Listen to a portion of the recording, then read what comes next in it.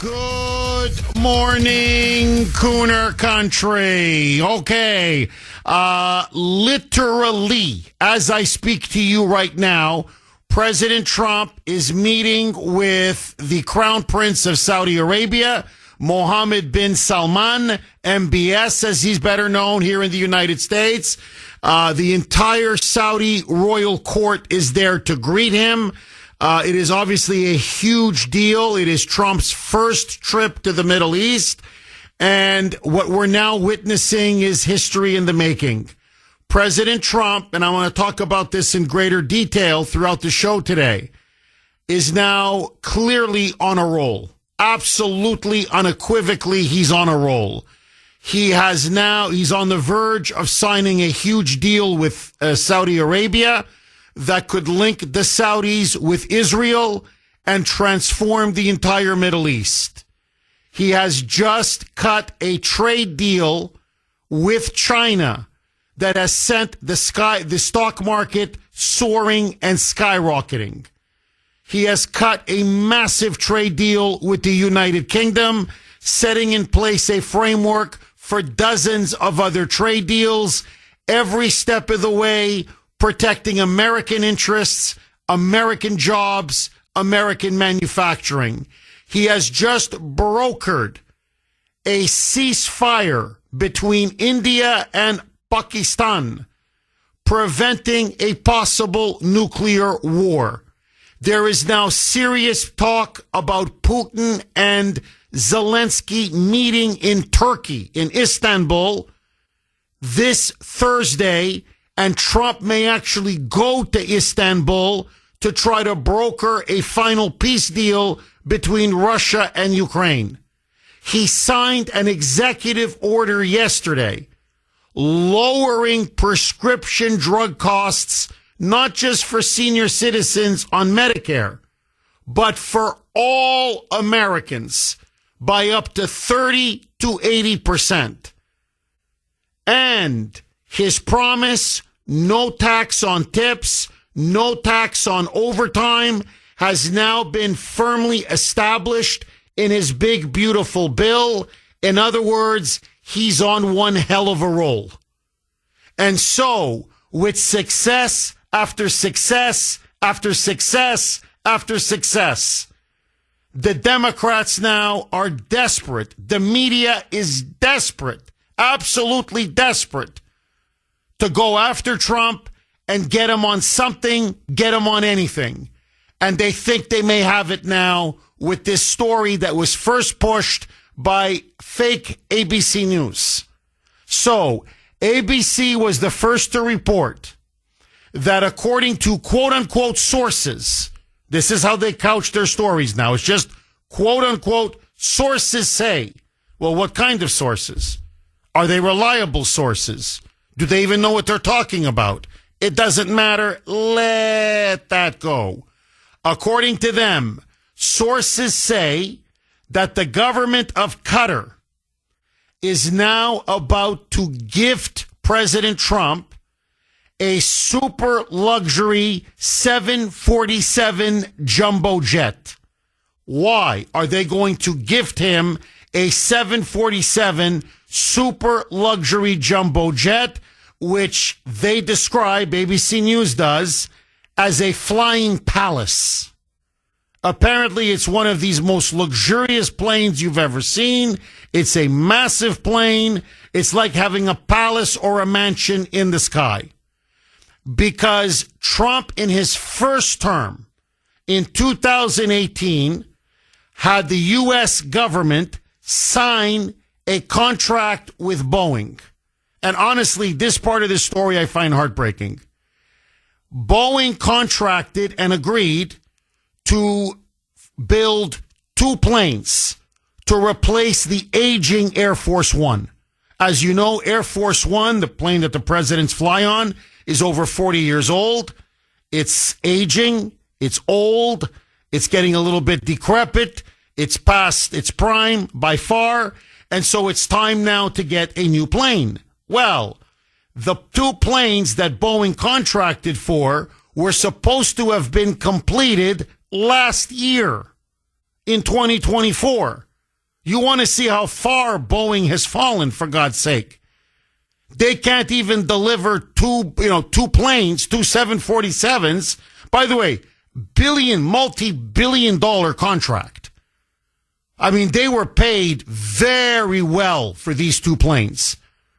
Now they say one of them could be ready by 2027. That's 2 years from now. And the other one could be ready by 2028. So basically, it takes them 10 years now? 10 years to build a plane? A luxury, technologically advanced 747 plane to replace Air Force One?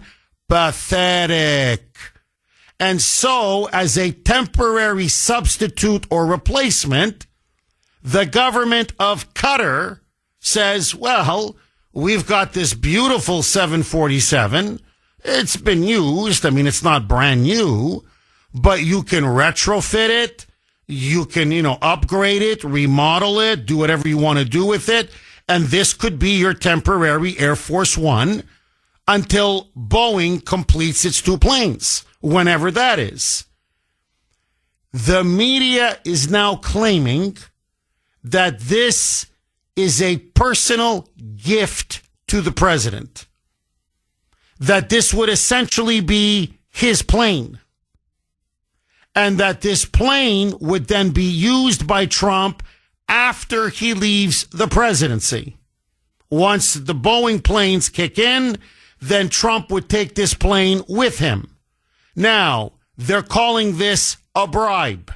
They're calling this, quote unquote, naked corruption, a blatant conflict of interest, that the Qataris are now buying off Trump and buying off the U.S. government with a high-price luxury plane. As I said on X, and I want to repeat it now, you can't hate the media enough. It is a bald-faced lie. The plane, first of all, it hasn't even been approved yet by the legal department because it is a very big gift. It may not even be legal to accept this kind of a gift. So nothing has been settled. Nothing has been agreed to. That's point number one. Point number two, and more importantly, the plane is not being given to Donald Trump. It's not a personal gift to him. It's not like it's going to be his plane. He's going to fly around on it while president. And then afterwards, hey, let's park it in Mar-a-Lago. He doesn't get to keep the plane. The plane is being given to the United States Defense Department. It's going to be given to the American government. The government gets to keep the plane. It's not Trump's plane. It's the government's plane. So, how can this be a bribe? How can this be quote unquote corruption? The plane is owned by the Pentagon, and it will stay in the hands of the Pentagon. Trump doesn't get to keep it. And so his point is, well, if a government is willing to give us a free plane, I would be an idiot not to take it. As he put it on Truth Social, you, the Democrats and the media, you want me to pay top dollar, billions of dollars for a temporary Air Force One plane when you've got a country in the Middle East who we are constantly protecting, who we do a lot of business with. Now, whether we should or shouldn't take the plane is a separate issue. The fact of the matter is they're offering the U.S. government a free plane. And Trump's argument is, and we're not supposed to take it? What, we're just supposed to keep paying billions of dollars? So we keep giving away our stuff for free to other countries around the world. And I'm talking hundreds and hundreds of billions of dollars. But we're not supposed to take a $700 million plane if they want to gift it to us and it's going to be owned by the government. And suddenly now I'm taking some sort of a bribe. This is somehow naked, rampant corruption. Is this all you have? It is pathetic. It is desperate. It is clearly now an attempt to distract from the incredible successes that Trump is piling up. Coming up next, you're going to hear Trump respond to the attacks from the media. They believe they have him by the tonsils. They're going after Trump with everything they have, that he is now being bought and paid for. And the American government is being bought and paid for. 617-266-6868. So, President Trump made, again, historic news yesterday. He signed a bill that is going now to substantially lower prescription drug costs. And I'm going to get to this later in the show, I promise, for all Americans, not just senior citizens on Medicare, as was in the past, but now for all Americans. But the media doesn't want to talk about that, because if they talk about that, it's hugely popular. He's done something that Joe Biden didn't do, that Obama didn't do, that presidents going back 40 years were not able to accomplish. And so they have to manufacture a phony scandal, another hoax, another lie. This time, ABC News, as I said, led the way. They first ran with this story, and the rest of the media pounced like a pack of jackals. And so the claim is that the Qataris, the government of Qatar, which sponsors terrorism, it's a horrible government. Frankly, it's a lot like the Saudis, but even worse. It's an Islamist government. They fund terrorism all over the world. They back Hamas. They back the Muslim Brotherhood. They back Sharia law. They fund Al Jazeera. They're swimming in money, oil, sheik, Gulf money. And they think they can buy anybody they want to buy. So don't get me wrong. I have no illusions about the Qataris. I don't like the government of Qatar. I never have. But the fact of the matter is, the United States, like we protect Saudi Arabia, we also protect Qatar. Now, whether it's a bribe, whether it's tribute, however you want to call it, the fact of the matter is that this is not a personal gift to Trump. It's not his plane. They're not just giving him a plane. And he says, okay, thank you. And fly me around on this as a temporary replacement for Air Force One. It is going to go, if it passes all the legal hurdles, if it's approved and legally is considered acceptable, then it will belong to the United States Defense Department. It will be a government plane owned by the government, not by Trump. So how is this a quote-unquote bribe? How is this somehow corruption on the part of Trump? He doesn't get to keep the plane. The plane is not his. Hello?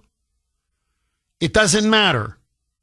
ABC News, so he's got this historic executive order slashing prescription drug prices, again, for everybody, by up to 80%.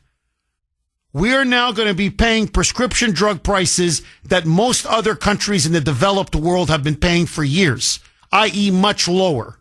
It is a massive blow to Big Pharma, and it's a massive blow to the narrative that the oligarchs control Trump. Well, if they do, they hate this Big Pharma executive order. By the way, they hate his tariffs. I mean, I could go on and on. For a guy who's supposed to be in their back pocket, they hate the guy, okay? But let that go. They don't want the American people to focus on Trump's great success. So, let's come up with another hoax. Another phony baloney scandal. Roll cut one, Mike. Mr. President, what you say to people people who view that luxury jet as a personal gift to you. Why not leave it behind? You're ABC fake news, right? Why not? Because only ABC, well, a few of you would. Let me tell you, you should be embarrassed asking that question. They're giving us a free jet. I could say, no, don't give us, I want to pay you $1 billion or 400 million or whatever it is. Or I could say, thank you very much. You know, there was an old golfer named Sam Snead. Did you ever hear him? He won 82 tournaments. He was a great golfer. And he had a motto: when they give you a putt, you say, thank you very much. You pick up your ball and you walk to the next hole. A lot of people are stupid. They say, no, I insist on putting it. And then they putt it and they miss it. And their partner gets angry at them. You know what? Remember that, Sam Snead. When they give you a putt, you pick it up and you walk to the next hole and you say, thank you very much. So that's a very famous Sam Snead story. If they give you a putt, just take it. You know, a golf analogy. Don't be, no, I'm going to putt. No, I'm going to do it. No, I'm going to do it. And sometimes you miss. So you take it, you know, thank you, and you keep moving. Now, the point is, she said, as a personal gift to you, don't you think this is a big conflict of interest? It's a personal gift. And he's like, you know it's not a personal gift. You know it's going to the Defense Department. You know the government's going to keep ownership of this plane. So it's not my plane. It will never be my plane. I will not own the plane. I will never own the plane. It's a gift to the government. Now, whether we should take it or not, that's something else, okay? That's a different discussion. What I'm saying is, if someone wants to give, they call up the show and they go, Jeff, I want to give iHeart a plane. Really? Yeah, Jeff, apparently you like to fly around, raise money for the troops, whatever. So I want to give iHeart a plane. Okay, but it's not my plane. iHeart keeps the plane. It's iHeart's plane. Well, how is that a bribe to Jeff Kuhner? It's not my plane. I don't keep it. I don't have it. But they won't let go. She comes right back, the ABC News reporter, saying, but this is a personal gift worth tens and hundreds of millions of dollars. And Trump, almost like, you have to hit someone over the head. Here's Trump saying, oh, my God. Here we go with the fake news again. Roll cut 1A. Mike. Respectfully, sir, as a businessman, some people may look at this and say, have you ever been given a gift worth millions of dollars and then not receive anything? It's not a gift to me. It's a gift to the Department of Defense. And you should know better, because you've been embarrassed enough, and so has your network. Your network is a disaster. ABC is a disaster. Well, yeah, that's David Muir, and they tried to rig the debate, if you remember, during him and Kamala Harris. So they're an anti-Trump outlet. Their mission is to destroy Trump. That's why their mission is to lie about Trump. Now, they're not letting it go. Everywhere you go now, it's a personal gift to Trump. They just keep repeating it over and over and over again. Now, I want to ask all of you, okay? Should we take the plane? Okay, let me ask all of you. It is the Kuhner Country poll question of the day, sponsored by Mario's. Mario's Quality Roofing, Siding, and Windows. The government of Qatar is now offering to give the United States, the American government, not Trump, that's a lie, the U.S. government, in particular the Department of Defense, a 747 luxury jet, an airplane. Okay, it's apparently a very nice plane. It's worth almost $1 billion. And this would maybe serve, again, it has to pass through all the legal hurdles, but this would maybe serve as a temporary substitute for Air Force One, which is getting quite old, until the two new Air Force One planes are finally completed by Boeing in a couple of years. So, my question to you, should the United States take the plane from Qatar? A, yes. B, no. You can vote on our webpage, wrko.com/Kuhner, wrko.com/Kuhner. You can also KUHN as in national ER. You can also vote via X. Again, last night I was very active on X. My handle there at the Kuhner Report, all one word, KUHN as in national ER. Now, to state the obvious, okay, and Larry on Messenger has been hammering this point, and I think he's 1,000% correct. By this logic now, by the Democrats and the media, we have been bribing Ukraine 1 million times over. This plane, I don't even think it's worth $1 billion. Okay, I'm seeing figures from 400 million to $1 billion, most saying it's worth about 700 million. Just for the sake of argument, okay, let's say $1 billion. Okay, let's not go low, let's go high. So, how much have we given to Ukraine for free? For free. They're not paying us back. So, what, hundreds and hundreds of billions of dollars of some of our finest military equipment and hardware? Never mind out and out cash, financial aid. Now, by their definition, if our government gives money to their government, that's a bribe. To show you how stupid this is. So, no, it's not a bribe. Now, we have been spending trillions of dollars, trillions, and this is Larry's point on Messenger, and he's right. How much have we given away in foreign aid? How much have we given away in constantly protecting other countries around the world? All we have done is give gift after gift after gift after gift to countries all over the entire planet. Trump's argument is, so finally now I'm clawing back a little bit of this for us. And, because everybody wants to get in good with the Trump administration, especially now with these global tariffs that he's implementing. And so suddenly now we get $1 billion plane. We don't give, but we actually get something in return, and suddenly the sky is falling. So we can give away trillions to other countries, but we can't take $1 billion plane? So I think on that ground, yeah, take the plane. Of course you take the plane. You'd be stupid not to take the plane. Now, there's a second issue, and this is where I hear many of you in Kuhner country, because I agree with you. But don't make it Air Force One. Whatever, temporarily or whatever. Why? Because I don't trust the Qataris. That's an Islamic government. They're funding Hamas. They're funding the Muslim Brotherhood. Hey, whoa, ho, ho, ho. They literally bankroll Al Jazeera. They're in bed with some of the most dangerous, vile, anti-American, anti-Semitic, anti-Western Islamists in the world. I don't want to overdo it and say they are the bank for global terrorism. That's not quite accurate, but it's not too far off. I don't trust what's on the plane. I would make sure you sweep that plane from head to toe and then sweep it again and then sweep it again. I bet you there are listening devices, surveillance devices, spying devices, potentially tracking devices on that plane. You put the president of the United States and say his Secretary of State or his whole national security team.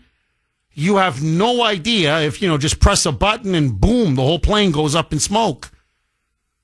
I don't trust Qatar as far as I can throw them. I don't trust, frankly, any foreign government when it comes to building the transportation for the president of the United States. That's why, not to beat a dead horse, I can't tell you how upsetting on one hand and very demoralizing on the other, how far Boeing has fallen. I don't want to turn this into the business report instead of the Kuhner report, but Boeing used to be such a great, respected American company. They would turn out 747s, these jumbo jets like nobody's business. On time, on budget, super good quality. Now, they're years late, way over budget. Trump, by the way, is livid. I don't blame him. I really don't. And the quality is not what it used to be, that's for sure. But let that go. So, look, I'm sorry. We'll take the plane. I love the idea of us having a plane for whatever reasons. We have to retrofit it. We have to sweep it. We have to take care of it. We have to make sure that it's safe and secure. But don't use the plane for Air Force One. No way.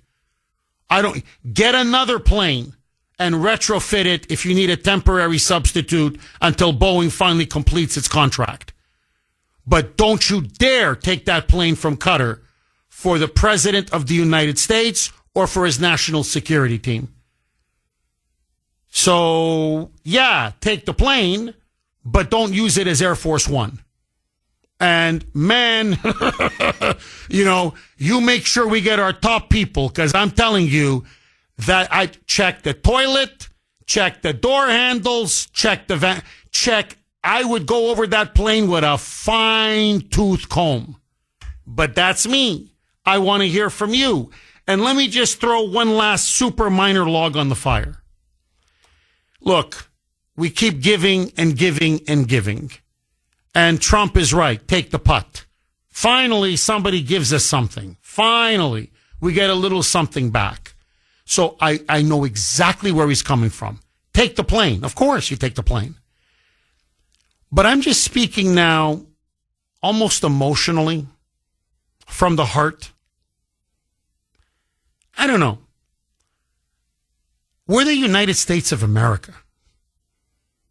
We got to take planes from other countries like we're some third world banana republic?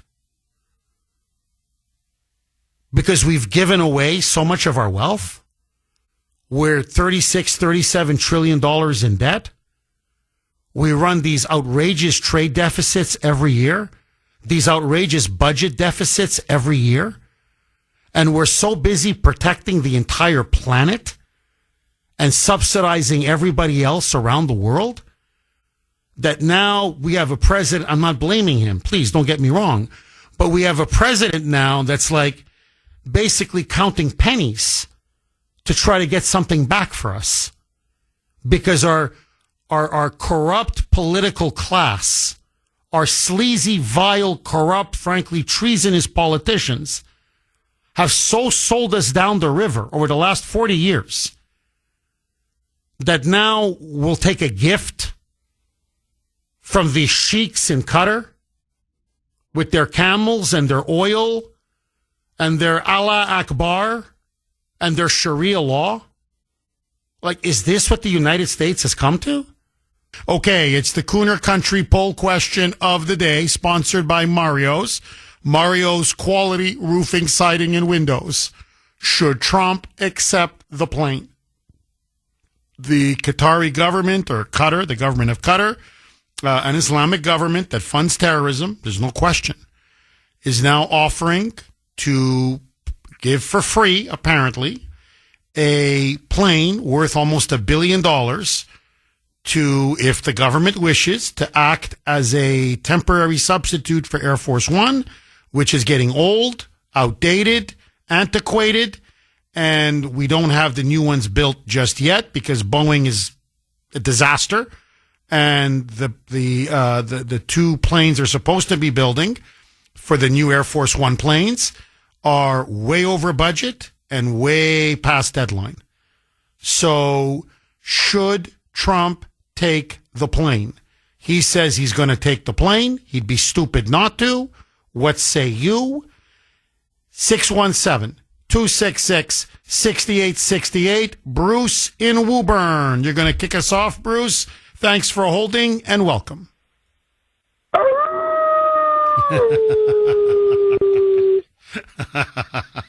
Zip-plane, boss. Zip-plane.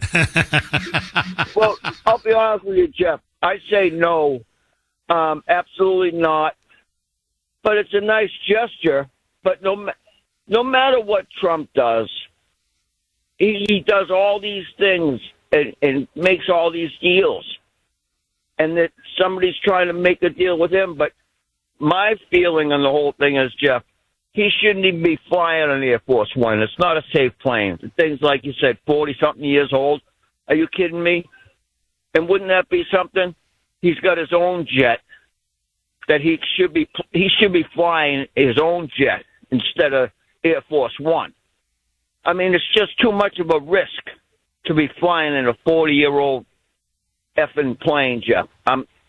Our government should be supplying him with a safe. I mean, I didn't care if Biden went down in a flame, but I don't want to say that. But it's just everything is so messed up. The media twists everything all around, and I mean, the guy's making all kinds of. He's strict. Can you imagine if Kamala Harris was still in office? Oh, Bruce. Oh, we'd be finished. No, I'm telling you right now, we'd be finished. We'd probably have a nuclear war now between Pakistan and India. I'm serious. We'd have a nuclear war.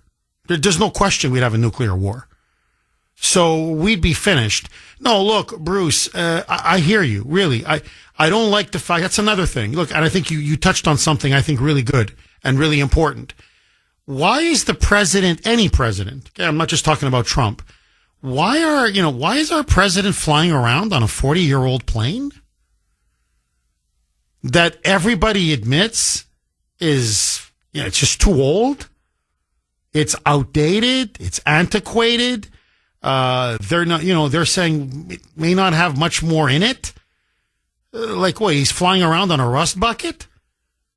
I mean, this is, and yet we're giving away hundreds and hundreds of billions. I'm just using Ukraine as an example. Look how many, look how many billions we give away in foreign aid around the world, but hundreds and hundreds of billions to Ukraine. Look how much we give for illegal aliens. I could go on, and the money that we waste and how we subsidize almost every country in the world. Yet our president is flying around on a 40-year-old, rust bucket, a 40-year-old plane that, frankly, many people are saying, I don't know if it's too safe anymore. Okay, so we had a contract with Boeing in 2018. Boeing, you have 6 years to build a 747. It's a prestigious contract. And they were paid billions for it. Billions. Well, we're past due. What do you mean you're past due? Nah, we can't make 2024. Well, when can you make it? 2027? That's one of the planes. The other plane, they say 2028. Now, their executive team, listen to this, now is saying maybe for both planes, 2029. I mean, this is outrageous. And so, of course, Qatar is sensing an opportunity. I mean, I don't blame them. They're like, look at these Americans. Look at them. And by the way, we're paying for Qatar's security. We literally defend Qatar.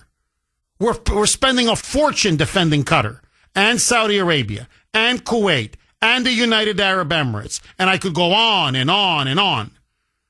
And they're like, their president doesn't even have a plane. Let's give him a plane. 617, Bruce, thank you for that call. 617, it's pathetic, honestly. 617-266-6868 is the number. Phil in Attleboro. Thanks for holding, Phil, and welcome. Hi, Jeff. Hi, Phil. At face value, this sounds like, we're getting $1 billion plane, but coming from our enemy. Do you remember the story of the Trojan horse? Like you said, you pointed out that there could be technology on there that, they at their whim, they can push a button and Trump goes down and the whole plane goes down. Or like you say, listening devices or all of that. So, I mean, if I were to reach out to your poll, I'd say no. If we wanted to take it and sell it to another country that would be willing to have it, all right, maybe that. But my answer is no on this. Well, Phil, maybe I'm overthinking this, but that's what I was thinking. In other words, look, when someone offers you $1 billion plane, I'm kind of with Trump. I'm like, I really, take the putt. Whatever. Okay, well, hey, no, Jeff, you don't have to do the putt. Really? Well, okay. So, and then we can, I don't know, sell the plane to somebody else, make a profit. I don't know. There's many ways you can use a plane. Honestly, use the plane to deport illegals. Like, there's a million ways if you want to use the plane. Sell it, use it for other purposes, but no way do you put the president or any top government official or military official on that plane, because I'm with you all the way, Phil. There's I guarantee you there'll be surveillance, all kinds of listening devices, bugs, spying, remote control. And, Phil, I'm so happy you mentioned the, Trojan horse. People don't know this, but if you go back to ancient Greece, the infamous Trojan horse, that was a gift. Everybody understands, they let it in through the wall. The city was sealed off. It was impregnable, but they allowed the Trojan horse to come in. It was full of soldiers on the inside, and that's how they pulled off this successful, brilliant attack. But it was offered as a gift. Look at this beautiful gold Trojan horse. And they're like, wow, it's tribute. Okay, sure, let it come in. And it's a story about greed. It's a warning about greed, that your own greed can destroy you from within. And you're right. This, to me, could be the proverbial Trojan horse. As one writer put it, beware of Qataris bearing gifts.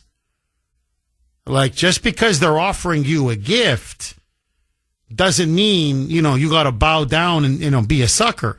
Now, that's why I say don't use the plane to put the president or anyone else on it, who's of significance, who's a leader, a political leader, a military leader. Never to be used as Air Force One, ever. But if we want to resell it, or you want to fly illegals out of the country or whatever, okay, that's something else. But for the president, no way. That, to me, that's my biggest fear. That's my absolutely biggest fear. Phil, what about the fact that we're so broke as a country that we've got Air Force One that is 40 years old? It's basically a flying jalopy. And that now we have to wait because Boeing has so screwed this contract up that basically now we don't know what to fly our president on for the next couple of years. I mean, Phil, is it me, or I find this a little bit embarrassing for the United States? Am I wrong, Phil? Certainly is. And, don't we have another aircraft company somewhere, in this country? I'm forgetting, who the other one is, but that could also, I don't know. It's just, like you say, I agree. It's embarrassing that it's taken so long, and it's just an example of the mismanagement of our government financially. Bingo. It's just that's why, Trump, he is a godsend to this country. And I know that people don't see it right now, but he's a businessman, and the fact that he has Musk helping him, cut down on some of this waste. I mean, this is way long overdue. That this is what we should have been doing, for many years. Oh, I agree. But now, at least we're doing it now. Thank God we have him. Now, Phil, thank you very much for that call. You're 1,000% correct. Just think about here, just this alone, the 15 million illegals with fraudulent Social Security numbers who claim to be over 100 years old, who've been receiving tens and tens and tens of millions of dollars in fraudulent Social Security checks going back years. How many planes, how many Air Force Ones could we have bought with that? Just to give you an example. Okay. One of these babies costs about $1.52 billion. Brand new. Spanking brand new. And I mean, it's state of the art. It's the most modern plane. It's technologically loaded. You can refuel it midair. I mean, it's got, it's got the president on board. It's got to be super safe and super sophisticated. So it's not just the ordinary run-of-the-mill plane that you put in the air. So it runs about $1.5 billion to $2 billion. So how many of these babies could we have bought? I'm just saying, just from the waste, fraud, and abuse to illegals on Social Security who are over 120 years old. That to me is the shame of the whole thing. You waste and you squander and you waste and you squander and you have nothing left for the most basic things. Now it's almost like tin cup in hand. Can somebody spare a plane? Can you spare a plane? Anybody? Please, just for a couple of years until Boeing gets its act together. Please. Stacy in New Jersey. Thanks for holding, Stacy, and welcome. Good morning, Jeff. Hi, Stacy. Good morning. I think you all are looking at this the wrong way. This is the art of the deal. He's saying, I'll take this beautiful plane because Boeing can't deliver. And what's Boeing going to do? They're going to have to step up their game. Well, Boeing's got egg all over its face. I mean, Stacy, I got to tell you, you're right. One of the great things about this is every article on the planet, because, every reader's like, hold on, what do you mean they don't have an Air Force One? Didn't they sign a contract? What? They still haven't completed the contract? And they're over budget? Every article in the world, Boeing is humiliated. Boeing looks horrible. They have egg all over their face. But I digress. Keep going, Stacy. So the only way for them to come back from this is to come out with a big, beautiful plane ASAP and come in ready to go before he's able to take this other plane. And it's just like, like when you get estimates for having something done in your house and, somebody takes forever to get the estimate. It's like, well, you snooze, you lose. It's like, I got this other estimate. It came in sooner. I'm happy. And, okay, well, you're too late. But Boeing's going to want to, they're going to want to save face, and they're going to step up their game, and perhaps they'll have a better plane ready to go sooner and faster. Stacy, what do you say to the argument? This is what the Democrats are claiming, the media in particular. I'm going to play some cuts you're not going to believe. I mean, they are rabid on this issue, rabid, that this is a form of corruption, that you're taking a gift from an Islamist government that is funding terrorism around the world, that is a government that is clearly not friendly to the United States. I mean, they smile to our face, but behind our back, they're funding jihad and holy war. That this is not something you want to take from a government from Qatar, and that this smacks of corruption on the part of Trump and on the part of his administration. You should not be taking gifts of this size from any country around the world. What say you? Think it's corruption? Okay, let's see your books, Pelosi. How did you make your millions off of the American taxpayer with your husband doing stock deals? Okay, what's his Swalwell, who was sleeping with the Chinese? Well, let's see your books. Let's see what was going on there. Let's start talking about corruption. You want to see real corruption? Let's see what's going on. Show us what you got. That's excellent. Stacey, that's an excellent point.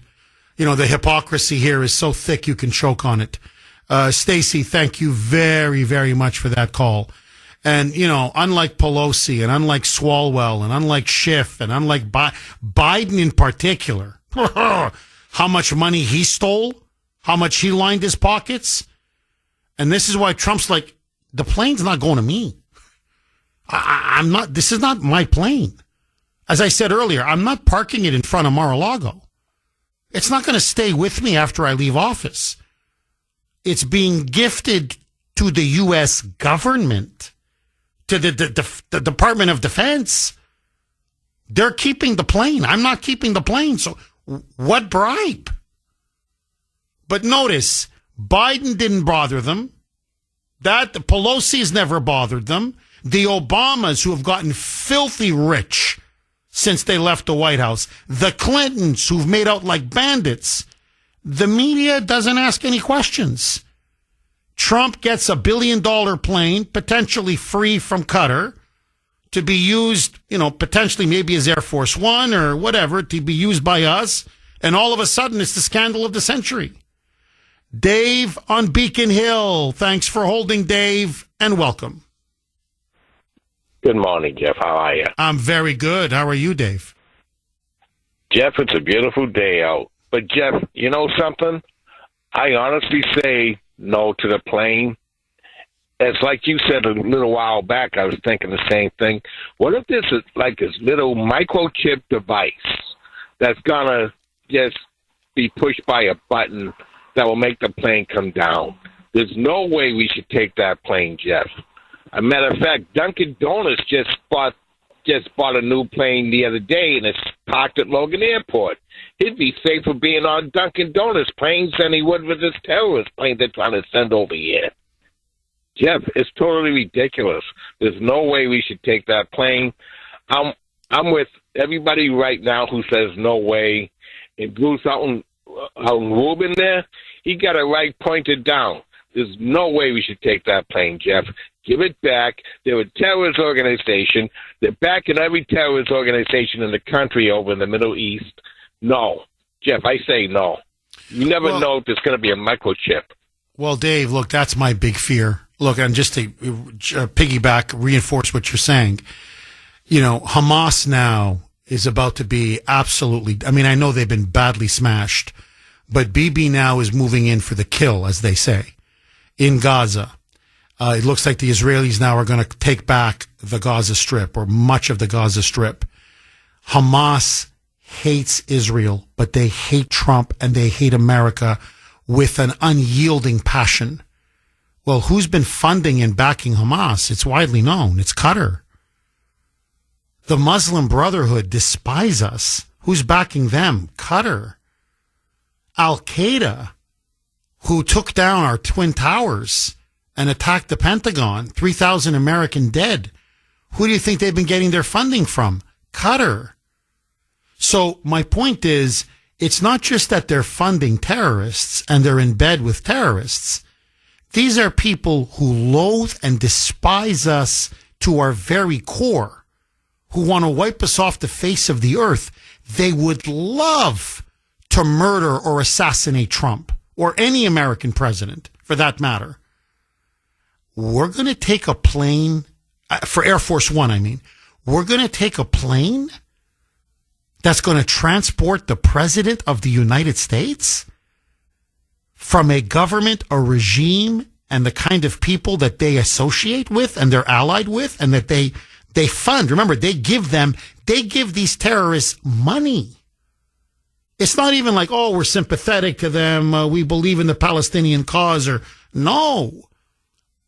They give them money to kill and murder people, to behead them, to slaughter women and children.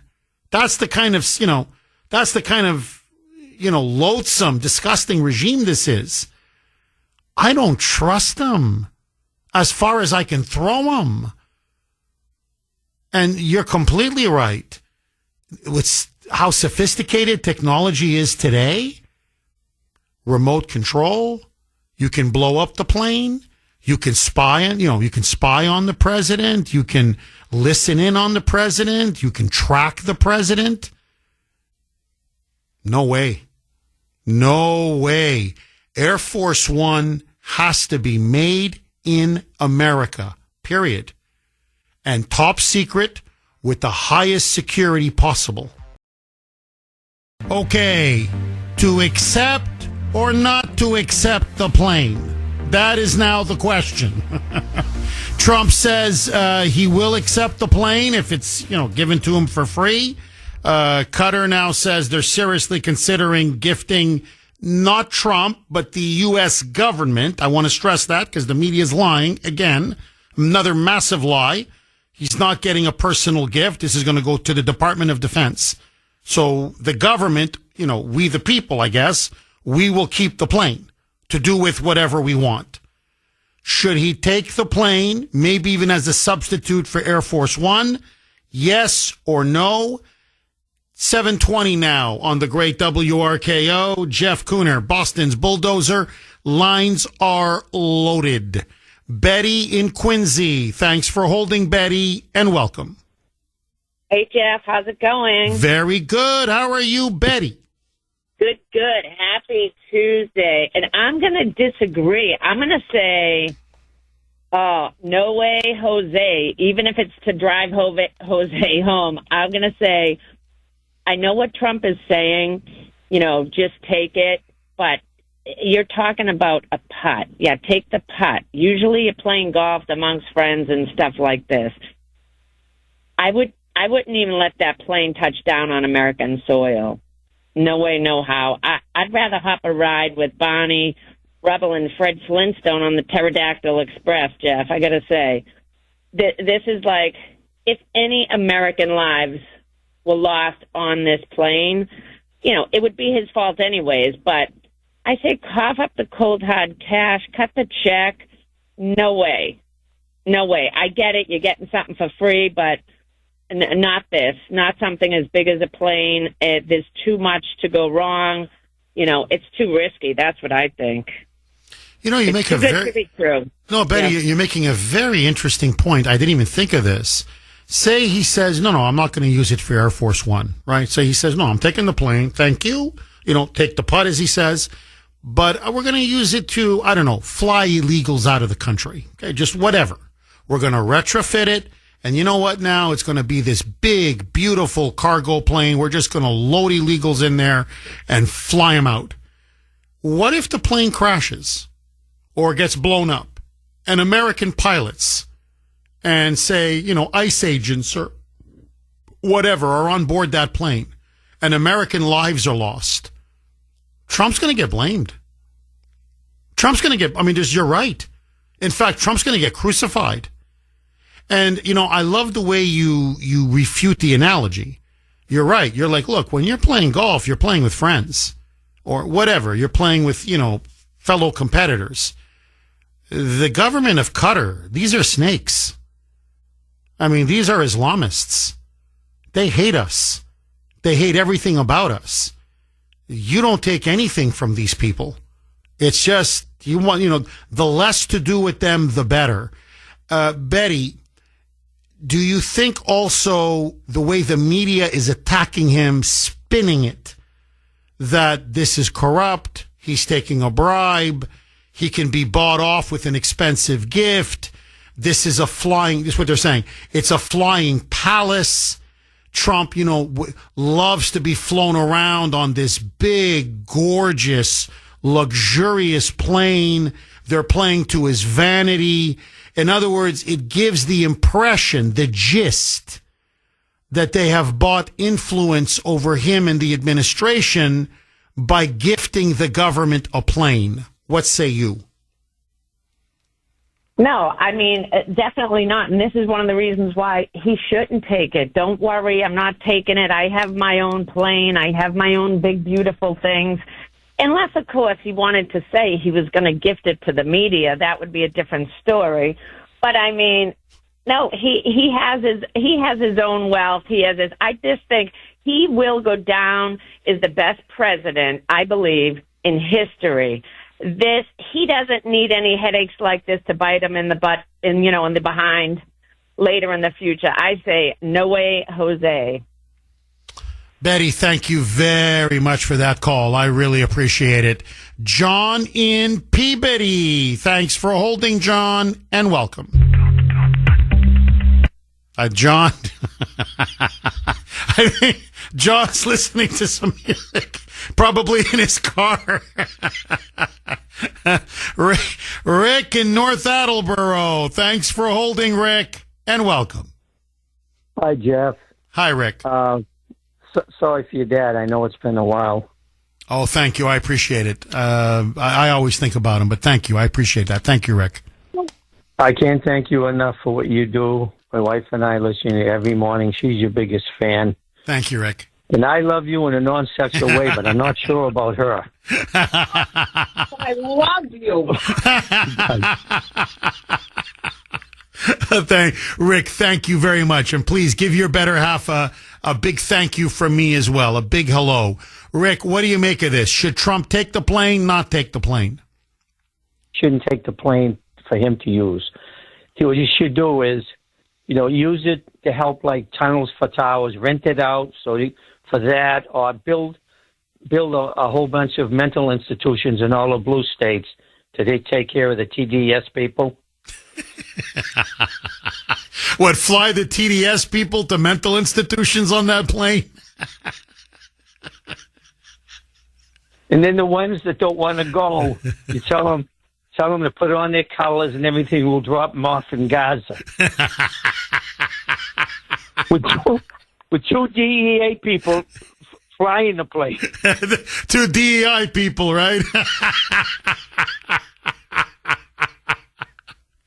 But Rick, basically, I take it, my friend, you're basically saying, don't take this. It's almost like a Trojan horse. It looks beautiful on the outside and it looks like this beautiful gift, but you don't know what's on the inside, correct? Yes, but if they can make money for something like Tunnels for Towers or some really great charity, I would be for it. But, no way for him to take it. I agree. Yeah, Rick, I so agree with you. Yeah, they're going to give you $1 billion plane. If we could use it, in another way, yeah, sure, you'd be crazy. I mean, I think that's what Trump is saying. Like, what are you, nuts? I'm going to turn down $1 billion plane, but no way to transport the president ever, or his national security team, or members of Congress, or our military, or absolutely not. No way. Because you're right. I don't trust it. Okay, to take the plane or not to take the plane? That is now the question. Okay, this is from Alan on Messenger. And he makes a really, really good point. Jeff, regarding this plane offer from Qatar, claim it as reparations for all the blood that the United States has spilled in that region in the Middle East, protecting them from dictators and tyrants like Saddam Hussein, Muammar Gaddafi, etc. Well, I would say ISIS. You could go on. I mean, it's just on and on and on. But in other words, hey, look, how many lives have we lost? How much blood and treasure have we spilled? How many trillions of dollars have we plunked into the Middle East? Not just in Afghanistan, not just in Iraq, but in defending all of these countries, including obviously Qatar. You know what? Thanks. It's a little something, a little reparations. We'll put it in our pocket. We'll do with it what we want. Thanks for the plane. And then Alan goes on to say, Jeff, the new Air Force One should not be built by Boeing, which is a struggling commercial airline manufacturer. It should be built instead by McDonnell Douglas and or Lockheed Martin, companies that make our best military planes. Maybe contract with a premier company for the interior amenities and creature comforts. Now, that's interesting. In other words, why are we going? Forget the fact that Boeing is not what it once was, and that they've really bungled this contract. It's way over budget and way past the due date. I mean, this is getting ridiculous. But Alan is right. McDonnell Douglas, Lockheed Martin, they build some of the best military planes in the world. Contract, give them the contract. I'll tell you this, they'll be on budget and on time. And then I get it. Look, it's Air Force One. You've got to have, no, really. I mean, you know, the media is always with you. You've got aides. You've got staffers. You've got, you know, there's all these the president has to be able to function on Air Force One. There's going to be a shower for him. There's a dining room, whatever. So for all these other creature comforts, yeah, maybe get some of the best commercial airline corporations to come in and finish it off on the inside. But I agree. Why should Boeing have to get the contract? I mean, now, look, they've got the contract. They're 6-7 years into it. But I'm just thinking out loud. I think I'm with Alan on this. Why should Boeing get the contract? Especially if they're not going to be on time and if they're not going to be on budget. Let somebody else do it. 617-266-6868. Agree, disagree. And then this is also from Mark on Messenger. Jeff, Trump should say thanks, but no thanks. And just shut the media right up, and then they can't spin this story anymore. But in my opinion, I wouldn't trust anything from Qatar, especially a plane. But, Jeff, what if Trump asked Elon Musk to design a new Air Force One plane? After all, the guy builds rocket ships. So I'm sure Elon could get the job done. And may I add, that would really give the media something to talk about. It's funny. Well, they'll go nuts. I mean, they're going to go, they'll go apoplectic. It's insider trading. It's favoritism, cronyism. Elon. I mean, they'll lose their minds. I mean, they'll get heart attacks on set. Right there on the air. They'll just drop dead. I love it. I absolutely love it. I think it's a great idea. But let Elon. If Boeing can't deliver, I'll tell you this, Elon will deliver. 617-266-6868. Let me ask all of you this, because this is what many of you are saying on emails to the Kuhner Man and on the text line, 70470-70470. If you accept a gift from Qatar, whatever you do with the plane, say you don't use it for Air Force One as a temporary substitute, whatever you use it for, when someone gives you a gift of this size, isn't there an expectation that you have to do something to them, for them in return? In other words, isn't there an implicit quid pro quo? Even if you, the receiver, are thinking, hey, we've done so much for these people over the years, like this is the least they can do is give us a plane. But the fact is, it's very public. It's very transparent. The whole world is discussing it. Look, he's in Saudi Arabia now, and this issue continues to dog him. I mean, it's all the media is asking him about. It's all they're talking about. Is there not an expectation, whether you want to or not, whether you will or not, you take a plane of nearly $1 billion, a luxury 747 jumbo jet, wink, wink, we want something in return. Agree, disagree? Bruce on Cape Cod. Thanks for holding, Bruce, and welcome.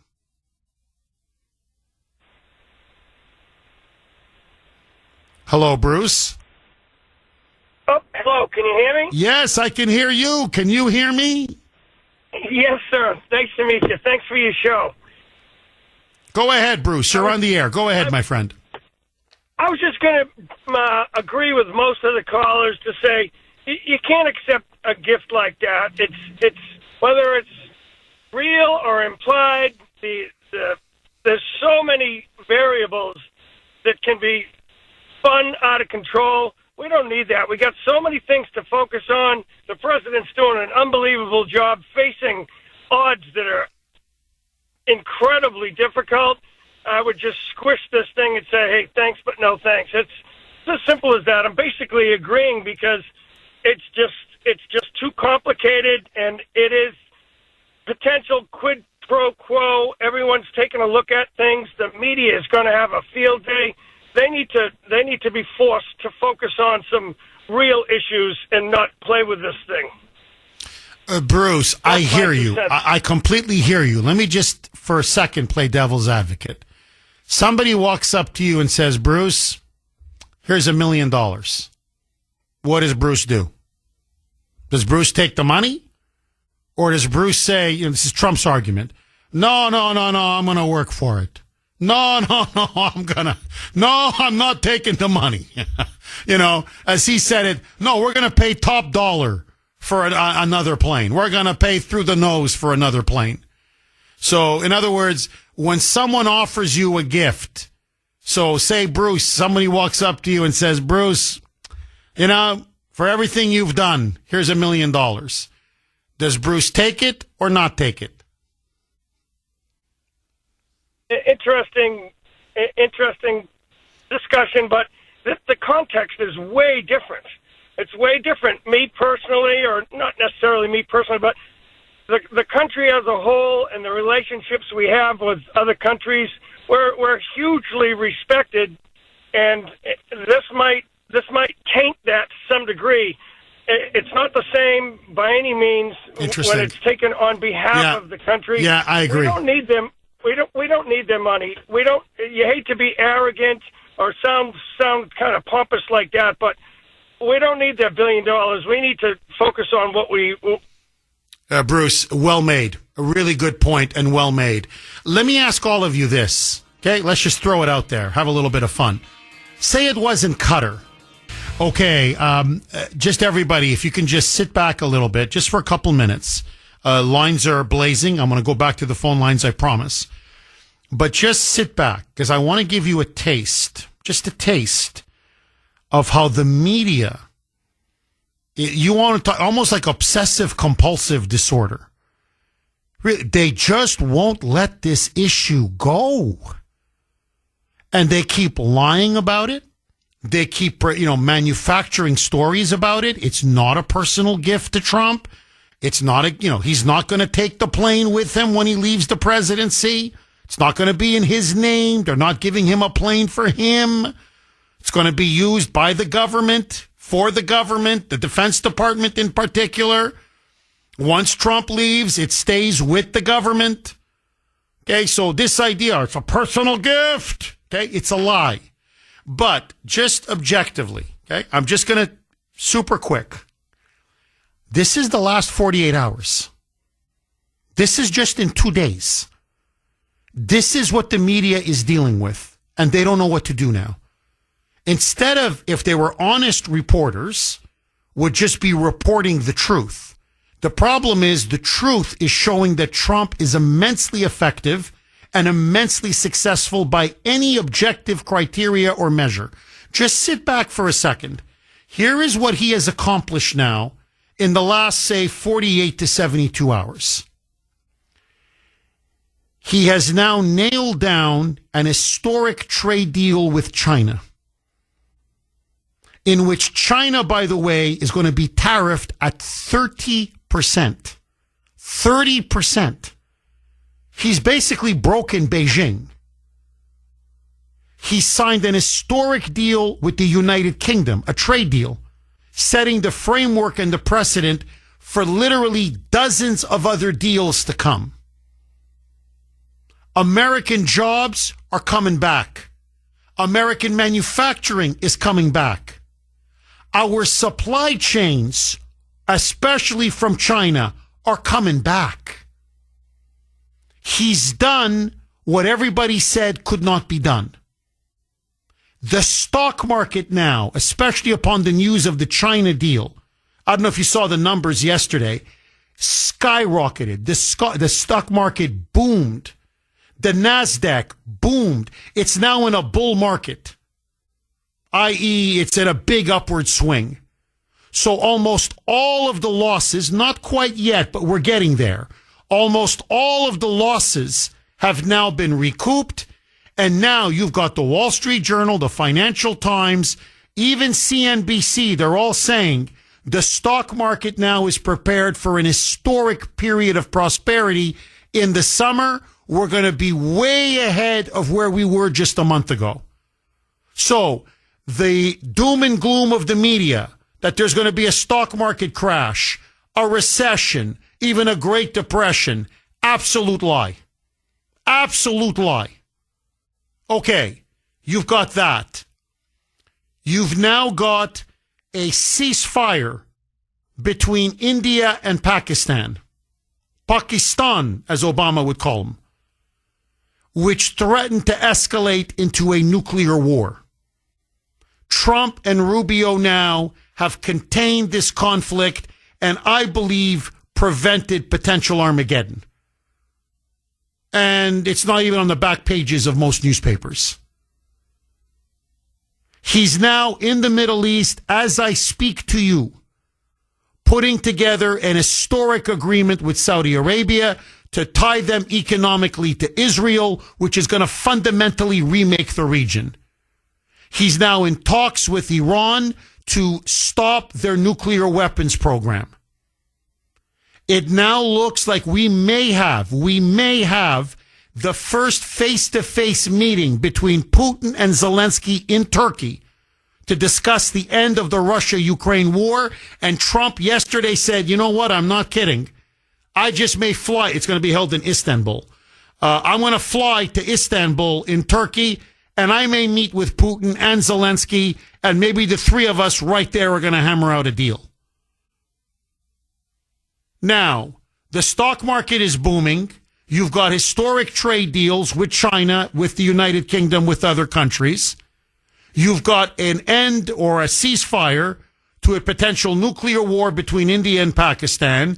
You've now got Russia and Ukraine, the closest they've ever been to a peace agreement. You've got now Trump making historic deals in the Middle East and potentially now ending the nuclear threat from Iran. Oh, and an American-Israeli hostage, the last one held, has now been released. That's in the last 48 hours. Historic. Plus, Republicans and Democrats now had to concede. They're going to have to accept his proposal. No tax on tips, no tax on overtime in his one big, beautiful bill, which everybody said could not be done. Republicans, Democrats, the media, they said it can't be done. What do you mean? What do you mean no tax on tips? You can't just do that. No tax on overtime? You don't do that. He just did it. It's now been accepted within the bill. Now, and on top of all of that, okay, just to show you, so you've got no tax on tips and overtime, which the American public loves, trade deals now that are securing America's future. You've got him now ending wars around the world. And I'm telling you, he's going to get the Nobel Peace Prize. And then maybe the capstone. Yesterday he did what Democrats have been promising to do for over 35 years. For 35 years, whether it's Bill Clinton, Hillary Clinton, Al Gore, John Kerry, Barack Obama, Joe Biden, Chuck Schumer, Nancy Pelosi, I could go on and on and on. Lowering prescription drug prices for everybody. Everybody. He signed an executive order yesterday, listen to this, that will now pressure Big Pharma, the big pharmaceutical manufacturers, to lower their costs or the prices for prescription drugs, not just for senior citizens who are diabetic. That's what Trump did in his first term, $35 copay if you're on insulin and you're a senior citizen on Medicare, which Biden basically copied when he was president. That's a tiny sliver of the population. No. He's done what the Democrats have vowed to do but never did in 35 years. Prescription drug prices are going to go down by 30 to 80%. All drugs for all Americans, whether you're on Medicare, Medicaid, you're working, you're not working, you're a senior citizen, you're not a senior citizen, everybody. We are not going to be subsidizing low drug prices for countries in Canada and Europe and around the world while we pay 3, 4, 5 times the price for the exact same drug made in the exact same factory here in the United States. As Trump said, why don't we get most favored nation status treatment? The drug companies treat, I'm just going to pick a country now, Sweden. And they give them the best prices to get into their market, or Canada, or Japan, or Australia, or Germany, or France. But to get into their market, they drop their prices as low as possible. And you know who's paying for all this? You and me, the American consumer. We pay much higher drug prices. That's where they get all their profits. As Trump said, we are about 5% of the world's population. Drug companies make 75% of their profits off of Americans.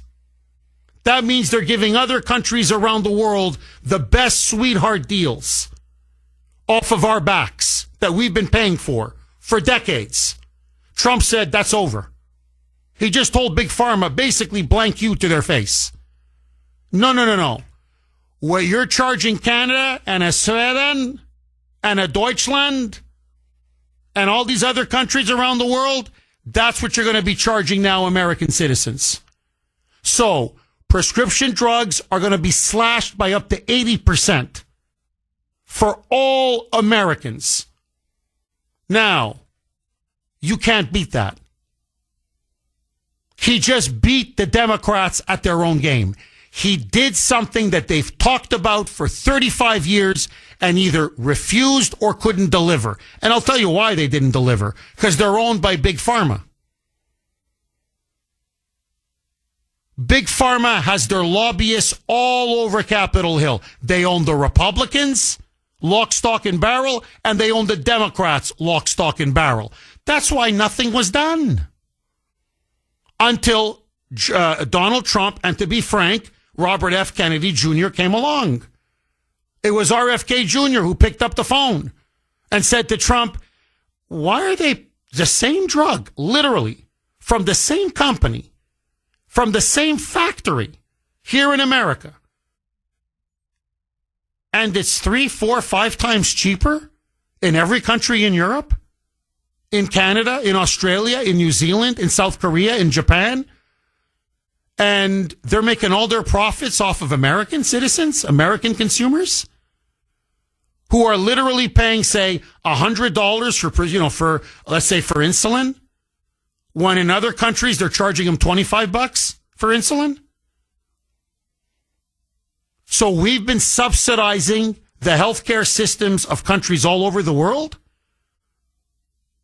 because Big Pharma wants to come in as cheap as possible to penetrate their markets. And we have to pick up the tab? I don't think so. We're ripping off American consumers. Those days are now over. Now, if the media gets this story out, Trump's approval rating is going to be at 80%. He's going to be politically unstoppable and invincible, and they know it.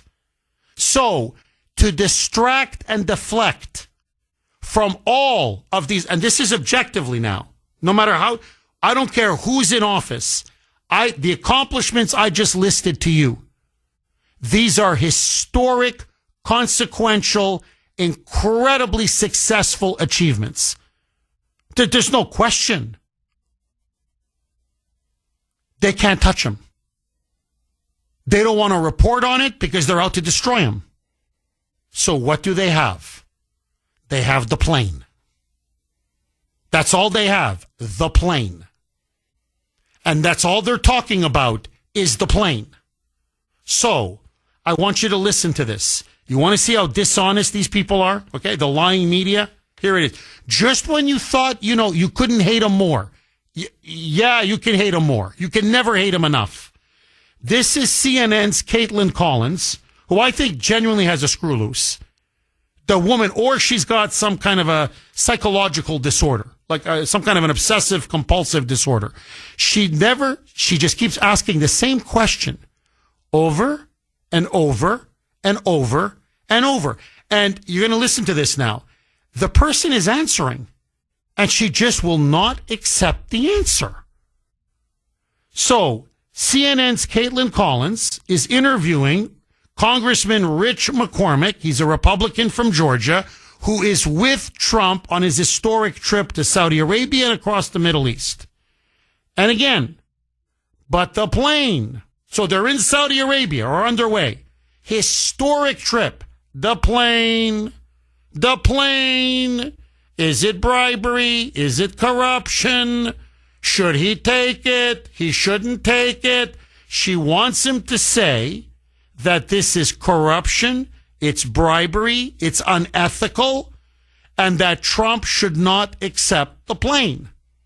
Now, that's the answer she wants. And nothing else will satisfy her.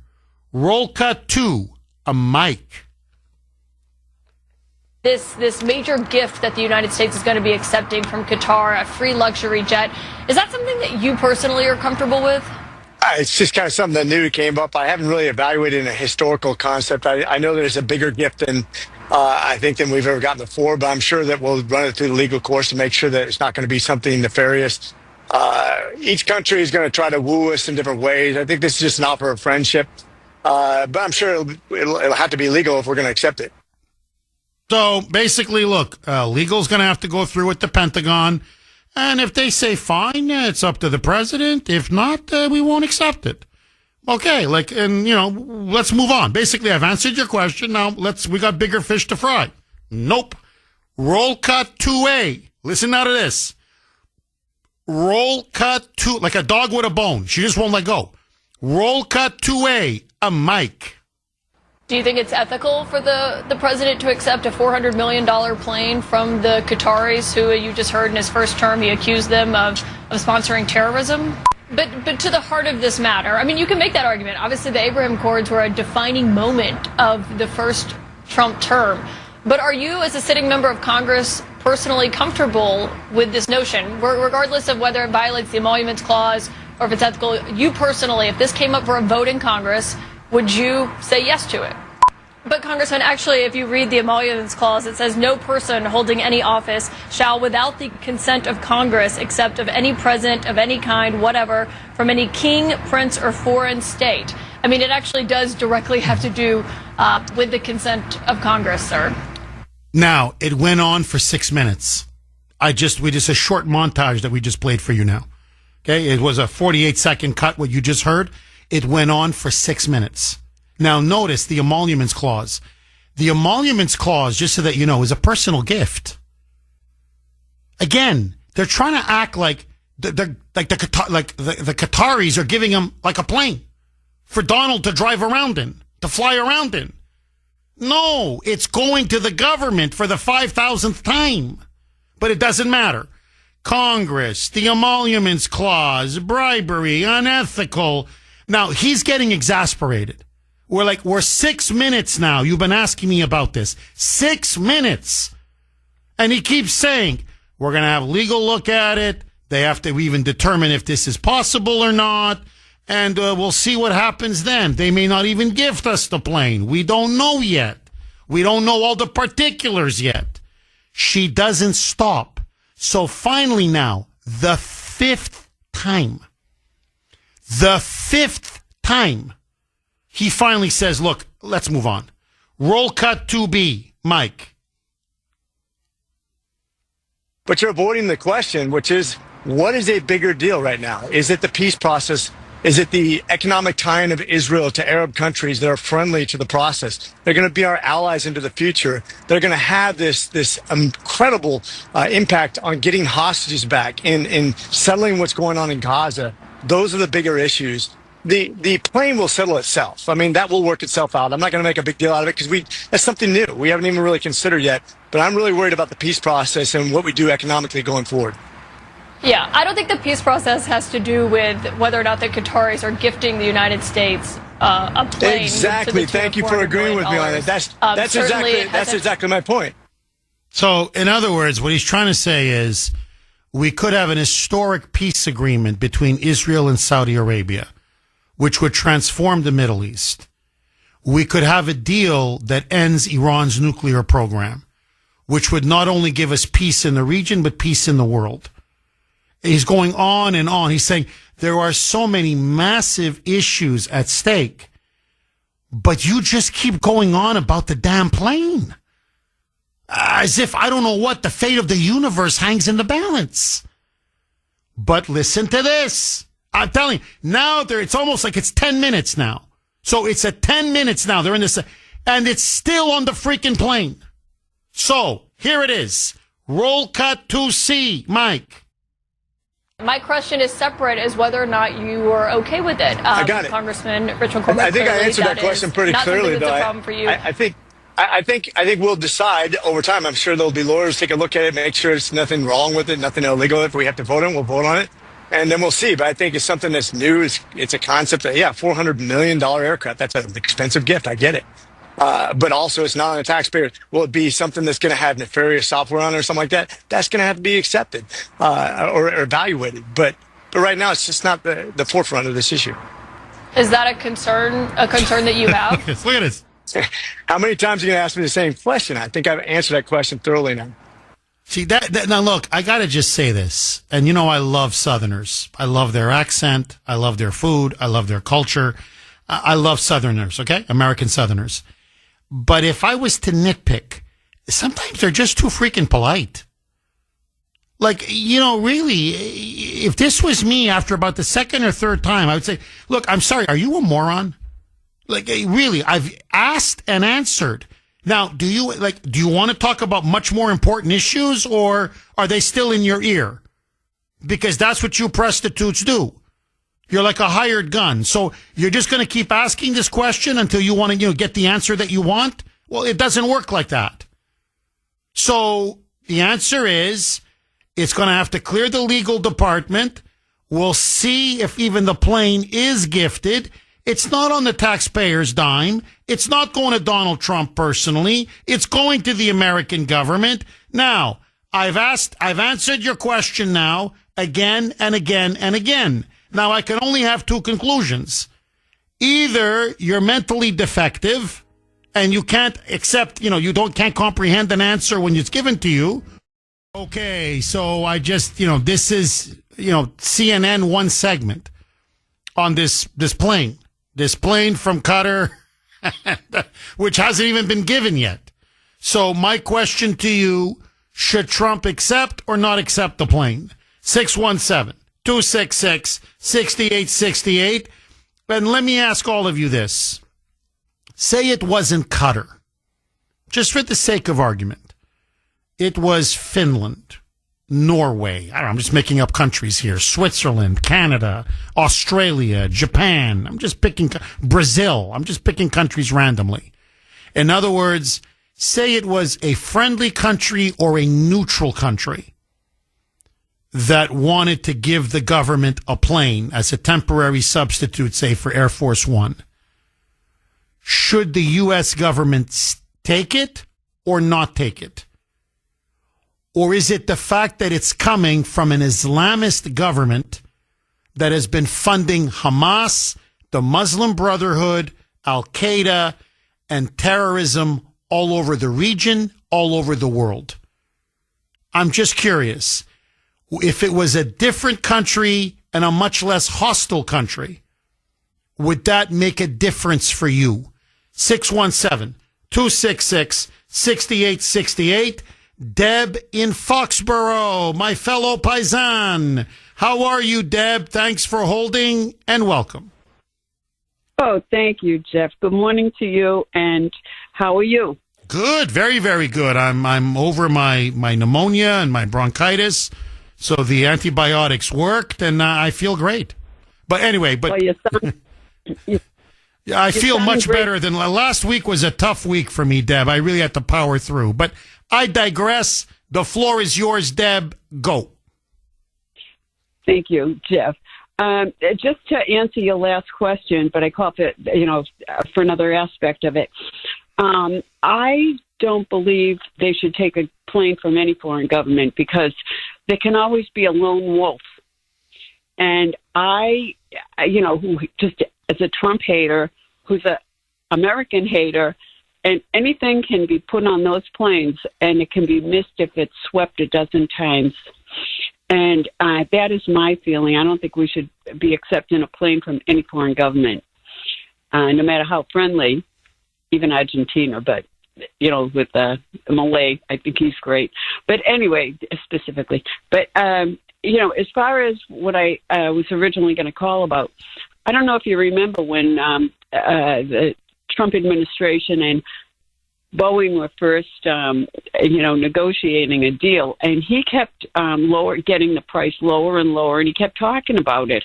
Oh, I got, they came in with an exorbitantly high price, and he didn't like it, and he knew he was getting cheated, and he knew the American people were getting cheated. So he kept, I think at one point he says, why don't you take off one of the zeros at the end? And so now I think it was basically from way back when, I think it was a spite job. Somebody probably said, well, then he'll never get the planes. Deb, to be honest, again, like I'm in the confessional, I don't think you're wrong. I don't. I wouldn't put it past Boeing. Look, the executive leadership of Boeing are Democrats. They are never Trumpers. They hate Trump. By the way, they hate these tariffs. They can't stand them, just to give you an example. And so, and you're right, he was a hard-nosed negotiator. They were robbing us blind. And Trump, I remember those negotiations, back in 2018 in his first term. And he was very public, very transparent. He came out to the American people. He was very open. And he said, look, this is not fair. I mean, of course we need Air Force One, and he wanted to get 2 planes, in case you need a backup, right? So he said, no, we're going to contract for 2 planes. He said, they're going to make a lot of money off of this. But this is exorbitant. They're ripping us off. And you're right. I remember that where he came out and said, no, I told him, knock off one of those zeros and then we can talk. And I think, frankly, look, Boeing, I know how Boeing looks at it. They look at it the way other big contractors look at it. It's not your money. Like, this is the way they look at it. What are you haggling for? From their point of view, they're like, the American taxpayer's on the hook. So what do you care if it's $5 billion or $50 billion? Like, in other words, if we make money hand over fist, why do you care? All you want is a big, beautiful plane by the date that you say you want it by. But you're going to stand here and chip away at billions of dollars and drive down the cost? Like, in other words, you're going to defend the American taxpayer? Blank off. So Boeing was livid with him. And so, no, I really would not. I don't have evidence. I mean, I'm not saying I have insider information. But, would it surprise me, Deb, exactly what you're saying? They're like, yeah, okay. So this guy just cost us a couple $2 billion. All right, Mr. Guy, Mr. American taxpayer, Mr. Joe Sixpack. All right, you're going to save the taxpayer billions of dollars? Fine. You know what? You're not getting your plane. You're going to get your plane when you're out of office. That's when the plane's going to arrive. Honestly, Deb, I wouldn't put it past them.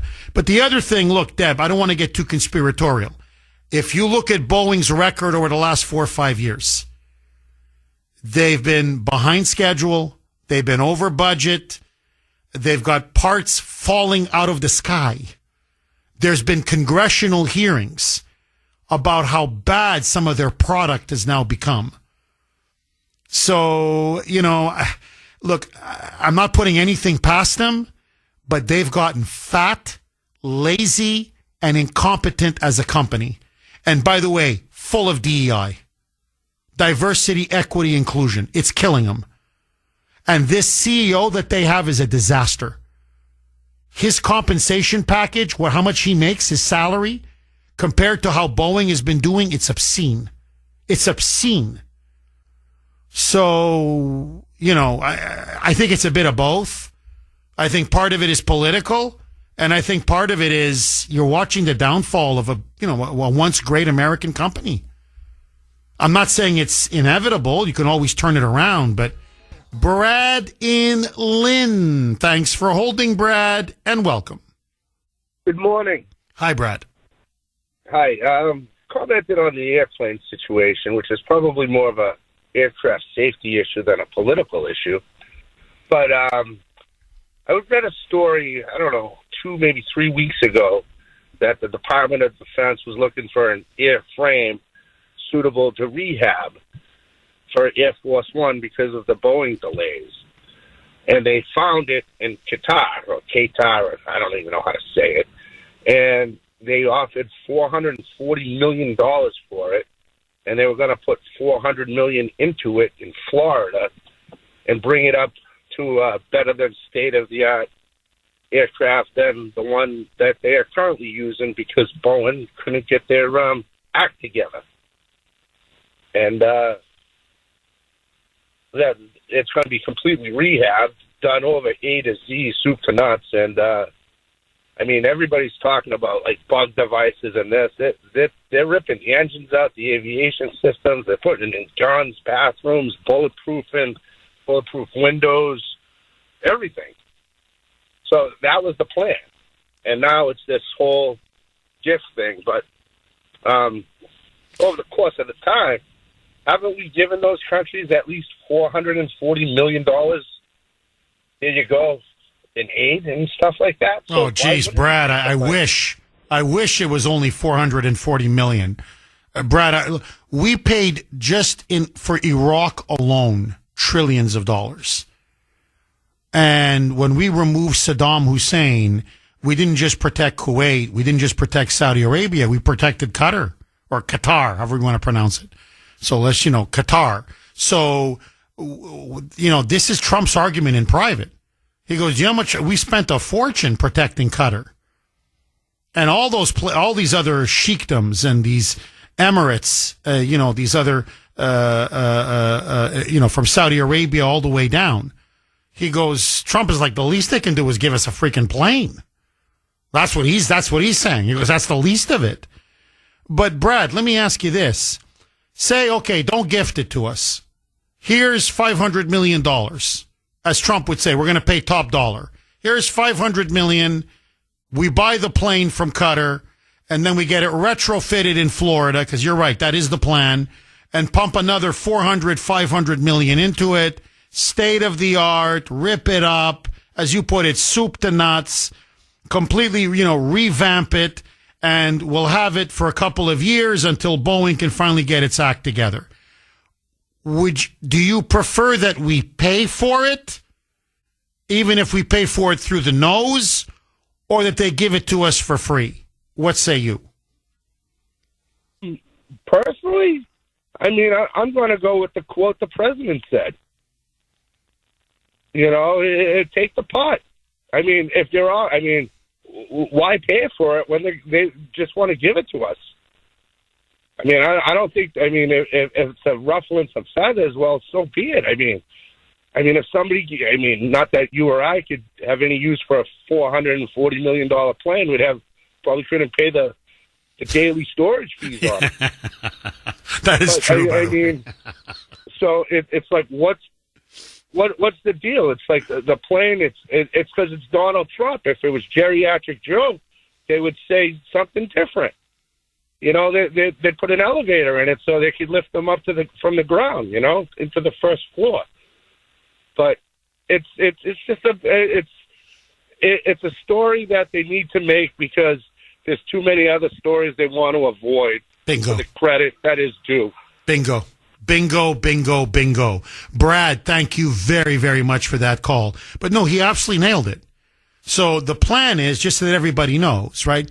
The plan is you get the plane, and then they're going to send it to Florida, and then they're going to basically tear it apart. I mean, I'm kind of exaggerating a little bit, but they're going to retrofit it, as they call it. They're going to revamp it. They're going to modernize it. They're going to bring in, they're going to look at the engines. They're going to put everything in, bulletproof, latest technology. As he said, they're going to basically, rebuild it soup to nuts. And, it's going to cost about $1 billion in total. And then it's going to last for about 3 or 4 years until Boeing can finally give us one of those planes that they should have given us last year. But, let that go. And Trump's argument is, so what, you want me to pay for it? If I pay, see, this is the thing with the Democrats and the media. It doesn't bother them that the plane is coming from Qatar. That's not for them. They don't care. The fact is they don't like it that it's for free. That it's a quote unquote gift.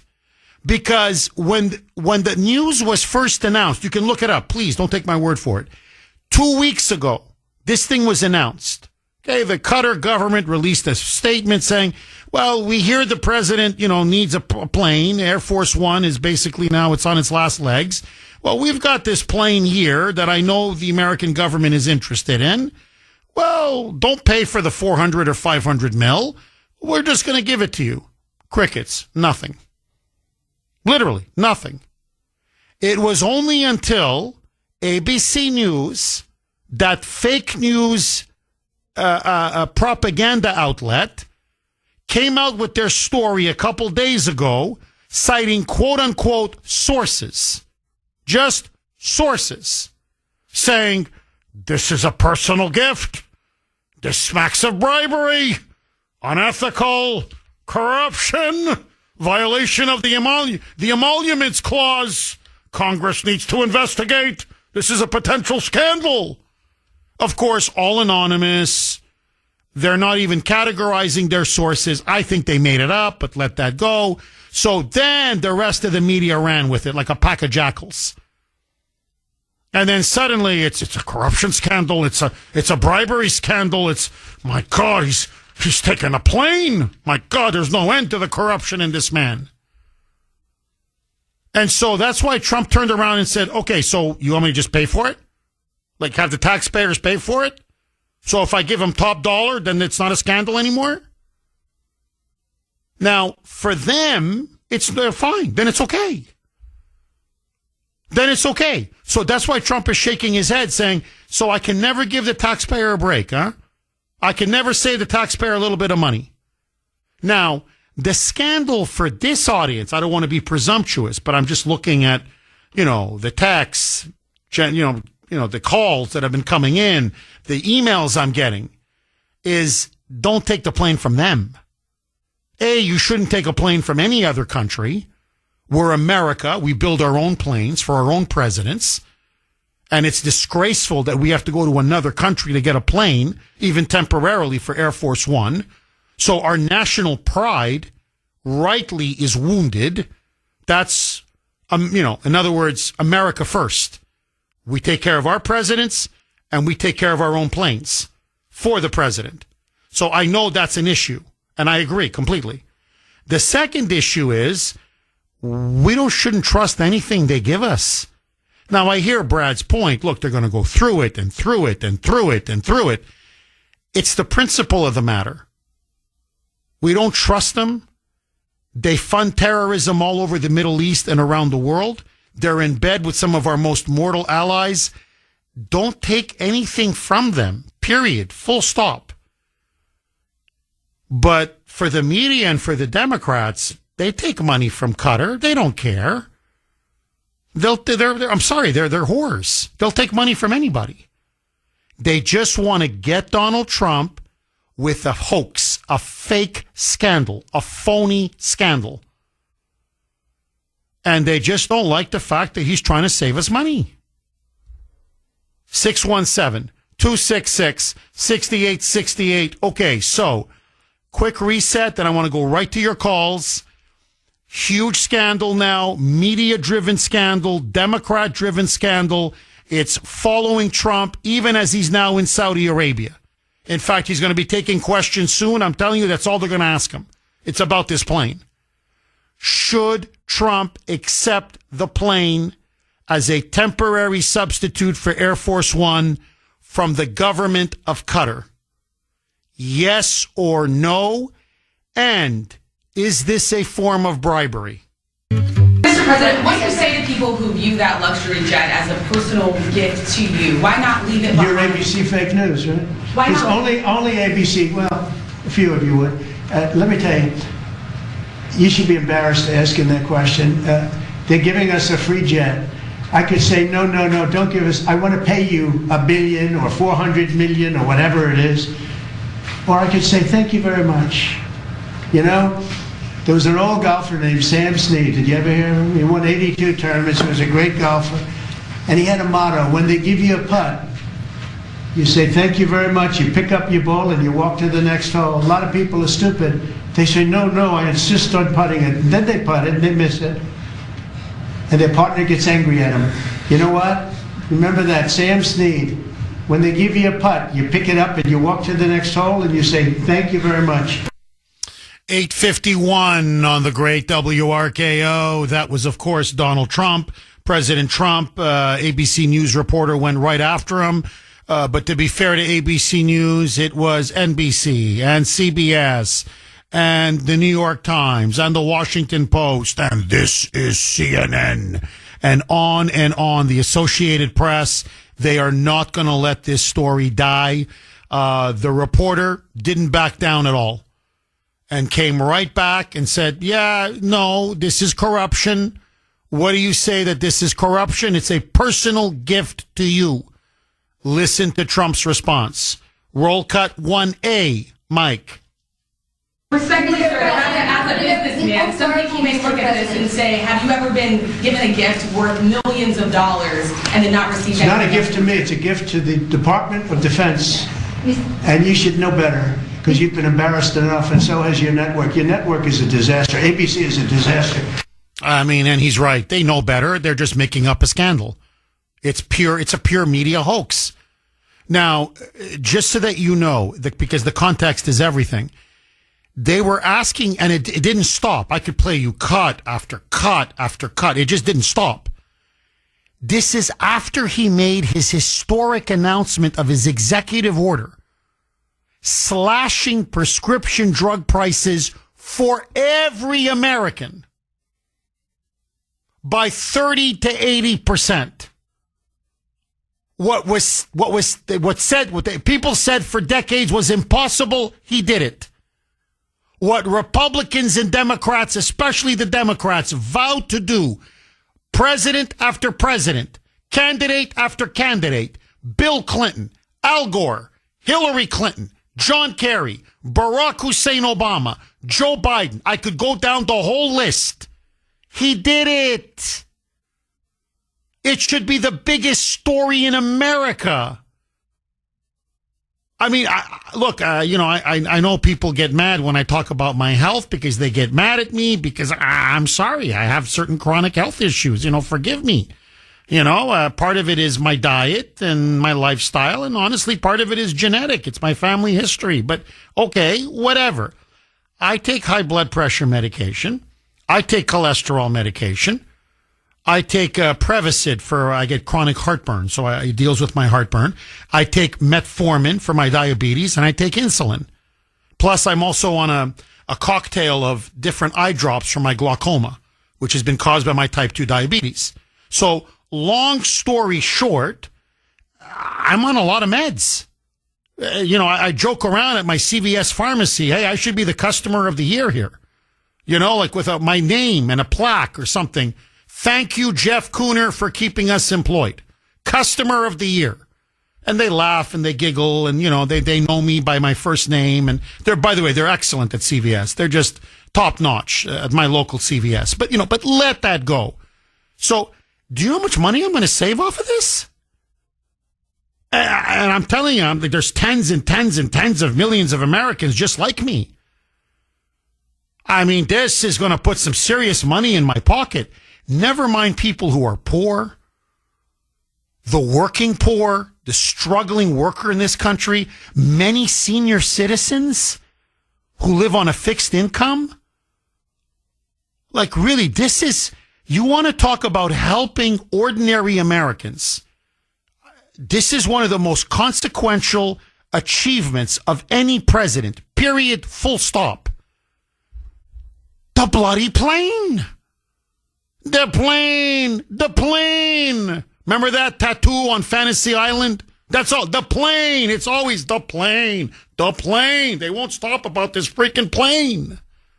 So, 617-266-6868. This is from Robert on Messenger. By the way, best audience in the business. I know, I keep saying it, but it's true. What do you want me to say?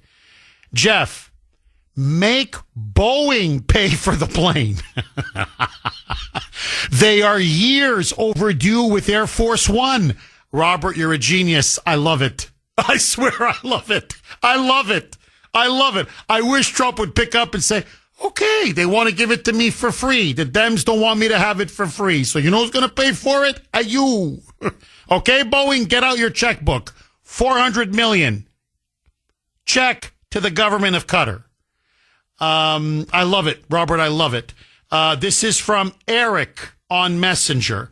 And again, a really good point. Jeff, okay, so just pay $1 for the plane. It's no longer a gift. So there you go. It's not a gift. Here, I gave him $1. What do you want? I said, I'll pay you $400 million. They said, no, we'll just take $1. Okay, I'm not going to argue with you. Here's $1. This is from Steve, and he makes a really, really good point. He said, Jeff, many people are missing a very important fact. What is the difference? When Nixon went to China, China gifted him pandas, panda bears. It was a gift to the American people. The Statue of Liberty was given to America from France. These were gifts. And I'm sorry, the pandas were what? I'm sorry, what, Sandy? Oh, they were loaned to, we had to return the pandas? Boy, are they cheap or what, huh? You want to talk about these cheapskates? I told you, these commies, I swear to you, you don't get cheaper than these commies. What a bunch of cheapskates. Huh? Look at this. They don't even give you something. They loan it to you. Unbelievable. Okay, anyway, these were gifts and legal under our federal laws. So, Jeff, what's the difference? Pandas, well, in this case, that was a loan. Statues, planes, they're all gifts to the American people. If I was Trump, I would hit this hard right back at the media. So, let me ask all of you. Here, let's take the Statue of Liberty. Because, the commies couldn't even give us the freaking pandas. So, the Statue of Liberty, that was a beautiful gift. And by the way, we've benefited from that considerably. You know how many tourists go to New York just to see the Statue of Liberty? So, if we can take a gift from France, let me just throw it out there. Why can't we take a plane from Qatar?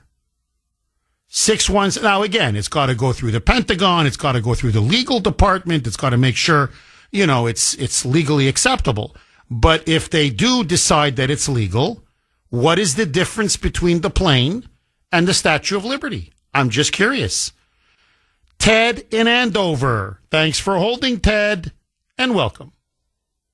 Hi, good morning, Jeff. Hi, Ted. My name's Ted.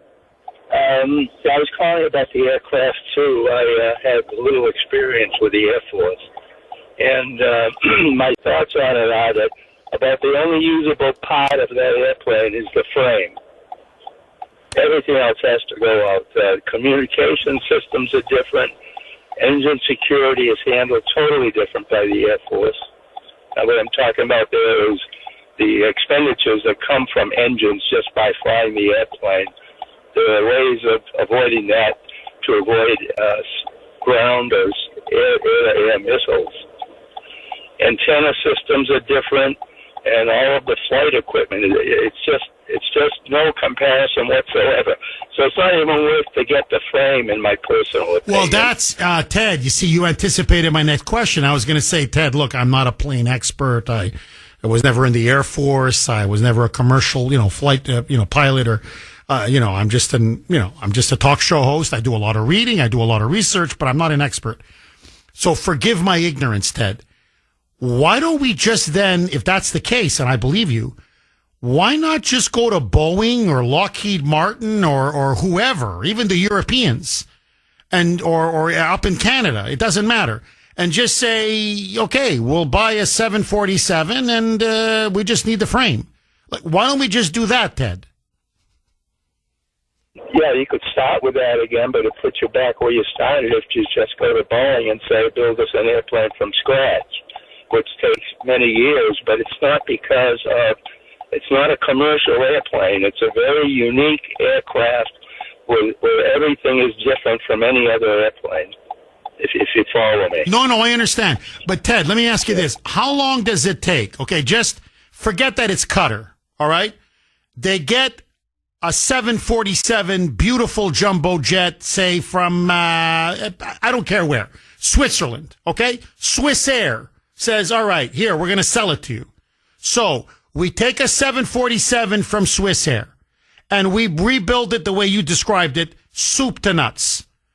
Different engines, different radar, everything is different. How long would that take, ballpark, Ted? Based on Boeing history, you would hope it would take about 3 years. The last one we got, which was about 15, 20 years ago, I forget now, was held out for, I think, 5, 6, 7 years before we got it. So Boeing, even back then, was slow. The company has changed from the one that I knew many years ago. Oh, man. You're telling me. Oh, Ted, you're telling me. Boeing used to be the gold standard. I mean, Boeing, that name, just in and of itself, commanded respect, prestige, authority. Now, it's all about the buck, the quick buck. That's all it is now. Ted, great call. Thank you very, very much for that call. Again, look, I don't want to repeat myself. Trump signs the contract with Boeing in 2018. Okay, early 2018. They are committed to 2 Air Force One planes by 2024, last year. Now they've told Trump that they can't get one ready before 2027 at the earliest. And the second one only by 2028. Now, with this huge scandal, what do you want to call it? I'm putting it in air quotes, this sort of, Qatar airplane scandal. Now they've come out and said, we don't even think we can get it by 2027 or even 2028. Now, if you've heard the latest, they said maybe we can get both planes done by 2029. So they first said it'll take us 6 years. Now they're telling us it may take another 3, maybe 4, maybe even another 5 years from the original 6 years. I mean, that's why, I'm just saying, that's why Trump's saying take the plane. That's why he's saying just take the plane and we'll send it to Florida and let these guys do their work down there and maybe we'll have something in a year or 2, maybe 3 years. Because Air Force One, it's a flying jalopy now. It's over 40 years old, it's antiquated, it's dated, and there's actually even now security concerns. So our president is going around the world on a 40-year, on a plane that's over 40 years old. Lorraine, I'm telling you, you can't make this up. Lorraine in New Hampshire, by the way, my sister texted in, Jennifer, my wonderful sister out of Tucson, Arizona. And she said, Jeff, take the plane and then use it to fly out the illegals. Can you imagine if Trump actually said that? I mean, wouldn't that be, okay, you guys don't want me to, use the plane for my, as president or whatever. Fine, I'll tell you what I'm going to do. Qatar gave us the plane. We're going to turn it into a mother cargo plane. And I'm going to use it to deport all the criminal illegal aliens to El Salvador. All we're going to do now is just use that plane back and we're going to work the hell out of it To El Salvador and back. El Salvador and back. 617-266-6868. Lorraine in New Hampshire. Thanks for holding, Lorraine, and welcome. Hi, Jeff. Hi. Listen, I was thinking, you could change this Trojan horse into My Little Pony. If he only... It just makes me suspect that the Qataris made this announcement on, right as he's entering into all this in the Middle East. And if he could just float the balloon that if he takes the plane, it's a gift. He doesn't want to refuse a gift. But he has to make the proviso that he can use it the way he wants. And if he could retrofit the plane as a hospital and donate it to Franklin Graham, then we'd see how the Qataris would react to the use of their gift, and it would be his ripcord to get out of it. The press would just shut up about it, I think. I think it's a brilliant suggestion, and I'll tell you why. I think it neutralizes two issues. Number one, it neutralizes the media and the Democrats. It's not even. I'm not going to use it. The American government won't even use it. We're going to use it to help a great charity that is there, whether it's hurricanes or whatever it may be, earthquakes, there they are. And we'll see what the Qataris are up to, because now it's going to be used by a Christian organization, a Christian charity. And of course, I know Franklin Graham helps everybody, regardless of their religious background or denomination, but he does help a lot of Christians. He just does. And I'd love to see the reaction from the government in Qatar. I think suddenly they wouldn't want to gift it. Lorraine, I'm telling you, suddenly if they find out it's going to go to Franklin Graham's people, Samaritan's Purse, suddenly they're not going to be so generous. That's just my sense, Lorraine. Lorraine, what about this? What if we just, my sister keeps texting me on my personal phone. She's very passionate about this. She says, gift it to ICE. Just hand it over. Say, fine. I won't use it. No president will ever use it. No cabinet member will ever use it. No general will ever use it. No political leader will ever use it. Here it is, my gift to ICE, and just keep sending all the illegals back and on this plane. What say you, Lorraine? Any other use but his own use. That's what I say, If he has to use it as Air Force One, he's looking for trouble, Lorraine, thank you very much for that call. Again, my sister just won't let this issue go. So this is Jen. Again, Jeff, it was okay for Hunter Biden to take a cash gift from the mayor of Moscow's wife. That is true. How much did she give him again? It was a cash gift. It was the mayor of Moscow, his wife. Literally a wire transfer. I mean, it was this obscene millions of dollars. And of course, 10% for the big guy. Actually, it was 50%. But who's counting? And the media had no problem. That wasn't bribe. No. That wasn't bribery. That wasn't corruption. How about Burisma? How about the State Bank of China, when they just flooded Hunter Biden's accounts with tens and tens of millions of dollars? And mysteriously, all these other shell accounts, the granddaughter, the Frankie, Jimmy, everybody were getting money from the State Bank of China. And of course, it all somehow got siphoned off into Joe Biden's accounts. I don't know how that happened. It went to the son, it went to the brothers, it went to the grandkids, and so much of it just ended up in Joey's account. It was like, oh my God, no problem. No problem. The media never asked the question. Qatar publicly tells the world, you guys have a plane problem? We have a spare plane. Do you want the spare plane? We'll give it to you for free. And Trump says, oh, hey, I don't know. I think maybe I'll save us some cash. Sure. But to the Defense Department, not to me, to the Defense Department. And that'll be for the government for the, as long as the plane lasts after that. This is a scandal. It's like a brown paper bag full of cash. Is it Mr. Rourke? Oh, I hope this is the plane. Is this Mr. Rourke from Fantasy Island? Am I actually speaking with Mr. Rourke? The plane, boss. The plane, boss. The plane. Tattoo, what about the lowering of prescription prices or the surge in the stock market? The plane, boss. The plane.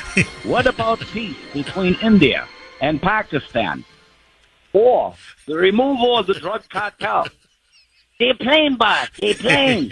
Bringing resolution to Ukraine and Russia. The plane, boss. I'll tell you what. The plane, boss. Okay, Tattoo. You're giving me a headache, so I'm going to have you deported on the plane back to Epstein's Island because you are giving me a headache. Hey, boss, guess what? Aspirin is half price. Oh, you're a genius, man. You're a comedic genius. You did Tattoo's voice perfectly. Absolutely perfectly. Mr. Rourke, that's Gary again. I knew it was Gary. He's honestly hilarious. One of the funniest guys you'll ever meet. Gary, God bless you. And another home run, my friend. The plane. 617-266-6868 if you want to be part of the show.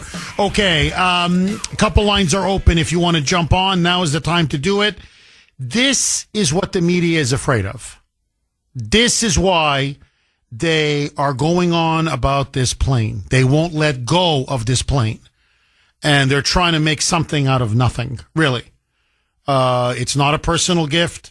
It can't be construed as a bribe in any way, shape, or form, or corruption, or anything like it. So they know now that they're lying. And that's why Trump is angry with them, and I don't blame him.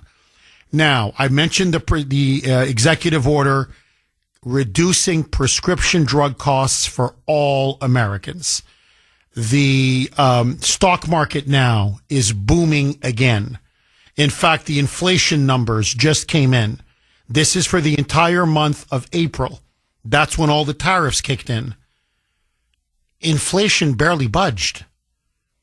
Remember, they kept predicting over and over again that inflation was going to go through the roof, that the tariffs were going to crash the market, they were going to crash the economy, that you're going to see inflation go up 5%, 8%, 10%, 15%. The sky was going to fall. None of that happened. None of it. Listen now to Trump. It's not just that he got a ceasefire between India and Pakistan. As you know, they were trading blows. Artillery was being fired across the border. India in particular was pounding Pakistani positions deep into Pakistan in response to that dreadful Islamist terrorist attack of a couple weeks ago. The two countries were on the brink of an all-out war. These are two nuclear-armed powers. I mean, we were potentially on the road to Armageddon. Trump stepped in. To be fair, Rubio stepped in. His national security team got mobilized, J.D. Vance. They made phone calls, and Trump also did art of the deal. He went to India and he went to Pakistan, and he said, please, not just peace, but let me give you an incentive for peace. Let's make a deal, a trade deal. This way, both countries will do better, and let's turn our swords into plowshares. Let's stop the fighting and the dying before we go down a road we cannot come back. Roll cut 4, Mike. On Saturday, my administration helped broker a full and immediate ceasefire, I think a permanent one, between India and Pakistan, ending a dangerous conflict of two nations with lots of nuclear weapons.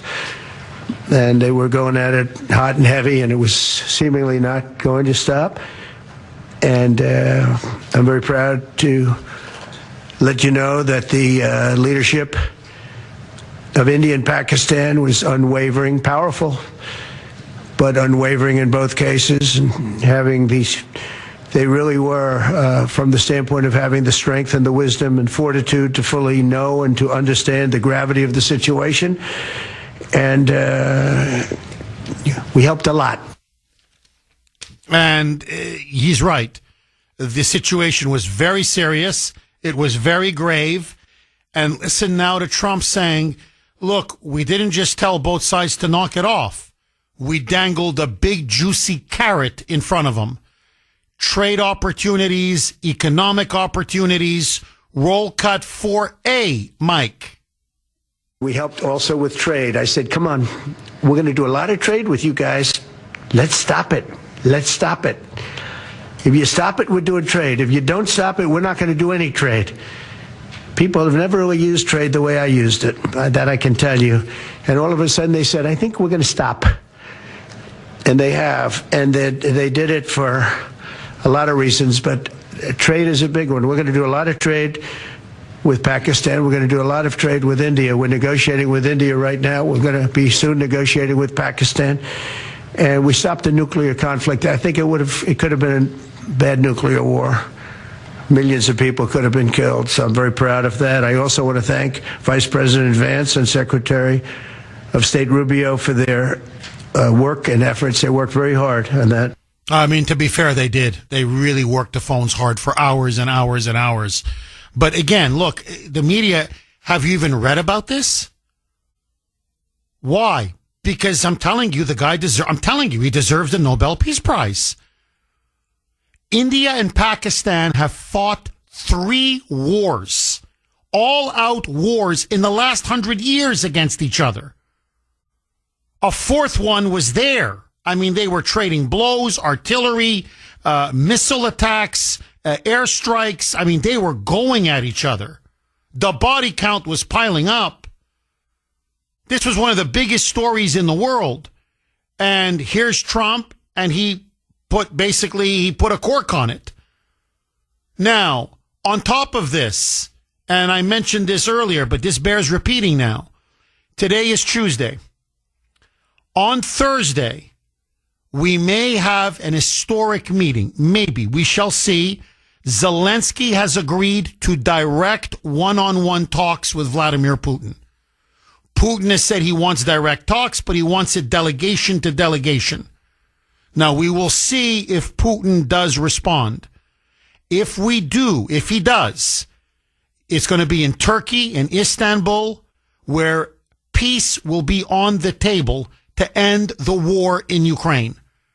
And President Trump now has openly, publicly said, if Vladimir Putin says yes, and Zelensky and Putin will meet in Turkey, my plane, I know it's 40 years old, it doesn't matter, Air Force One, 617-266-6868 if you want to be part of the show. Okay, you've got all of these successes, and they're just piling up. Okay, and this was just over the last couple days. This one, though, in terms of foreign policy, I know it's trade and it ties into the economy. It's not just strictly foreign policy.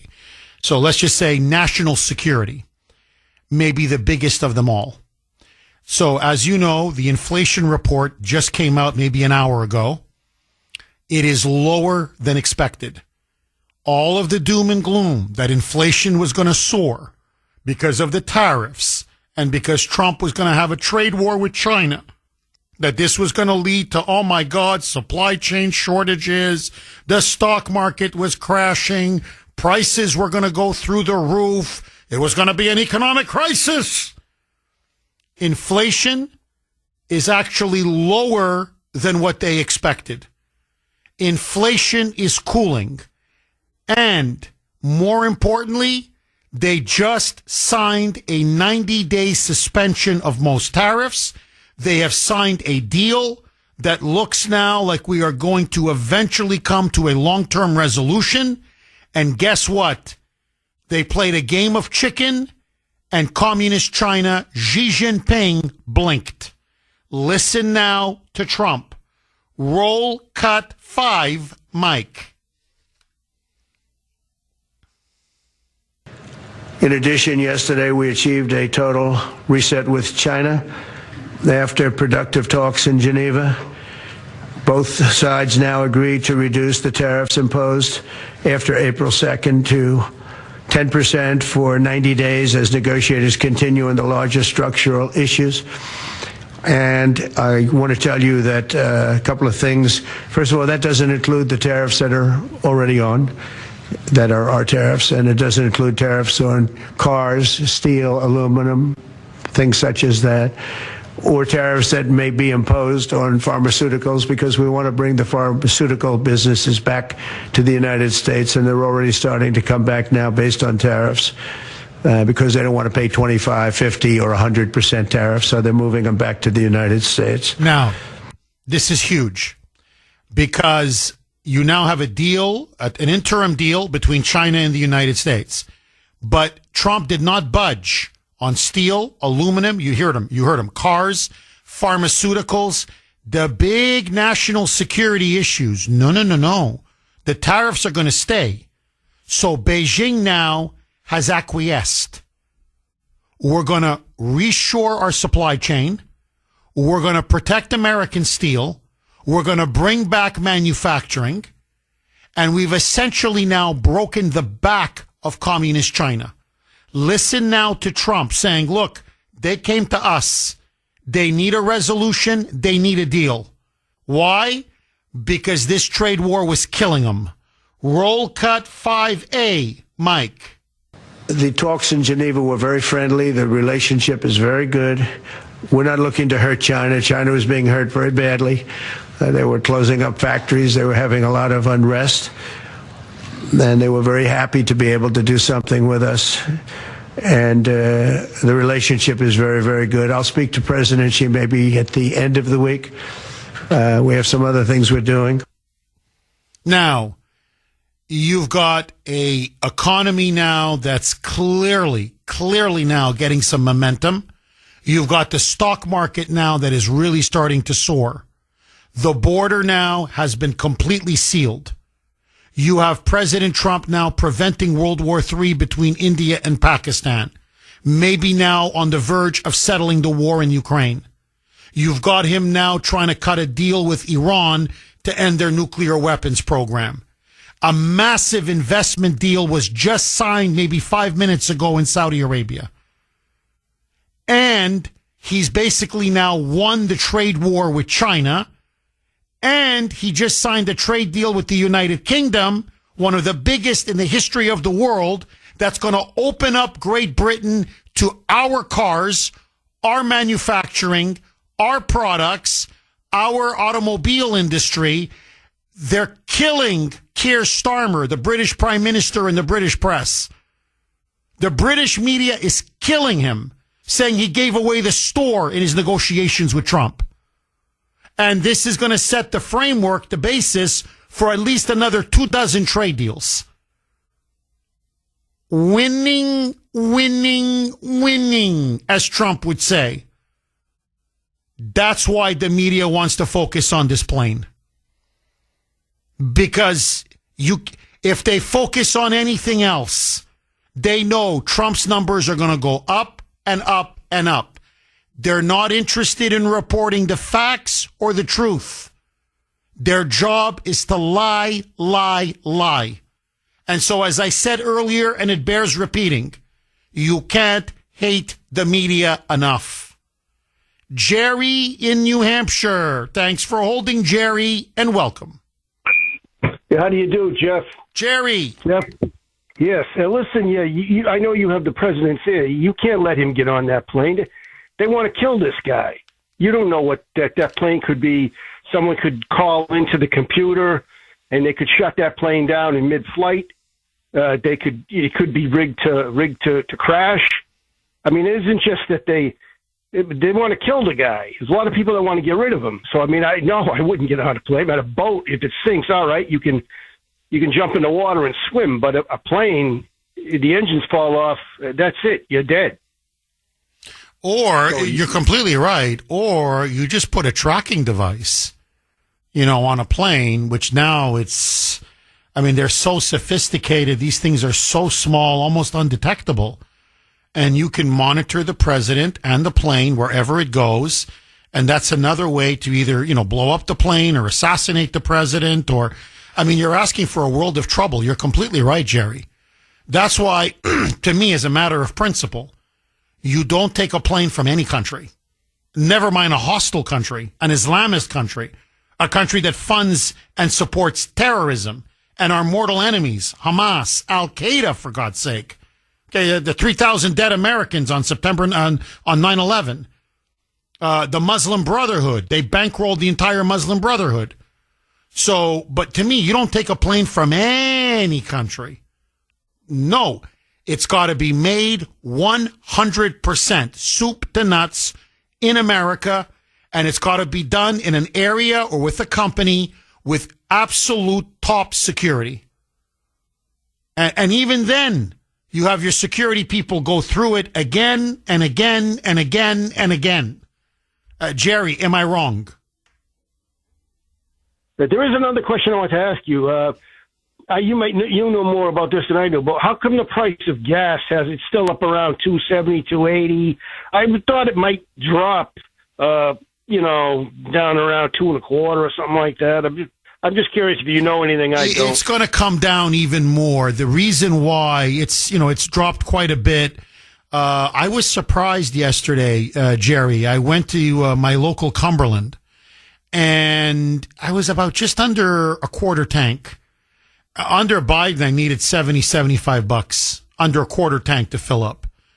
And so I just said, $50. And I figured, I'll get to maybe 3/4 tank and I'm fine for the week. It was full to the brim.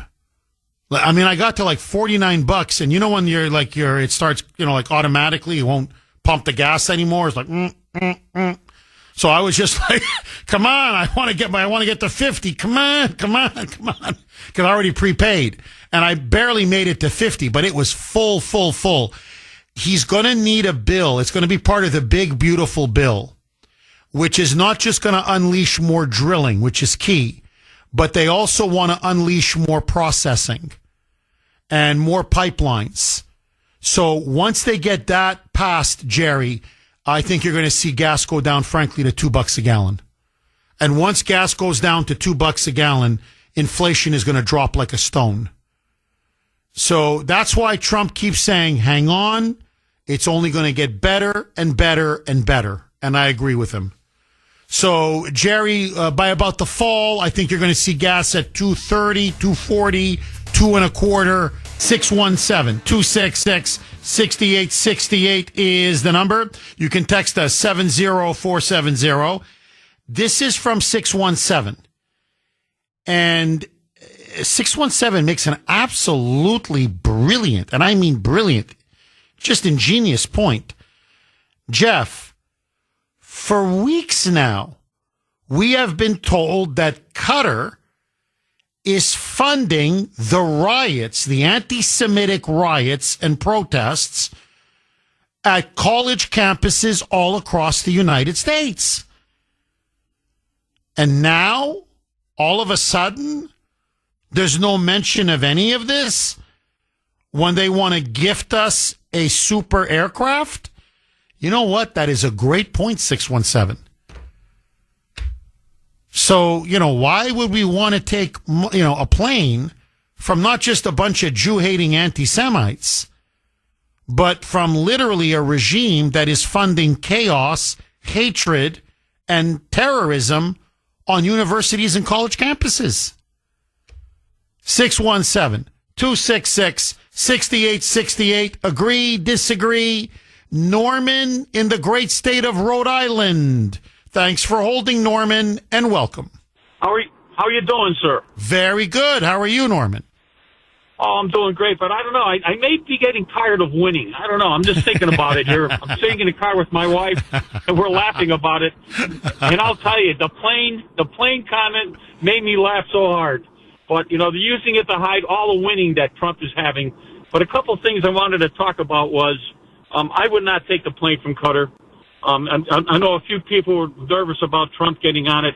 He's not going to be able to get on until they retrofit that entire aircraft. Rip it apart, put in defensive capabilities, put in new communications equipment. so he can talk with the military in case there's a war. It's basically a flying command center. So you're talking years. They have to get new jet engines.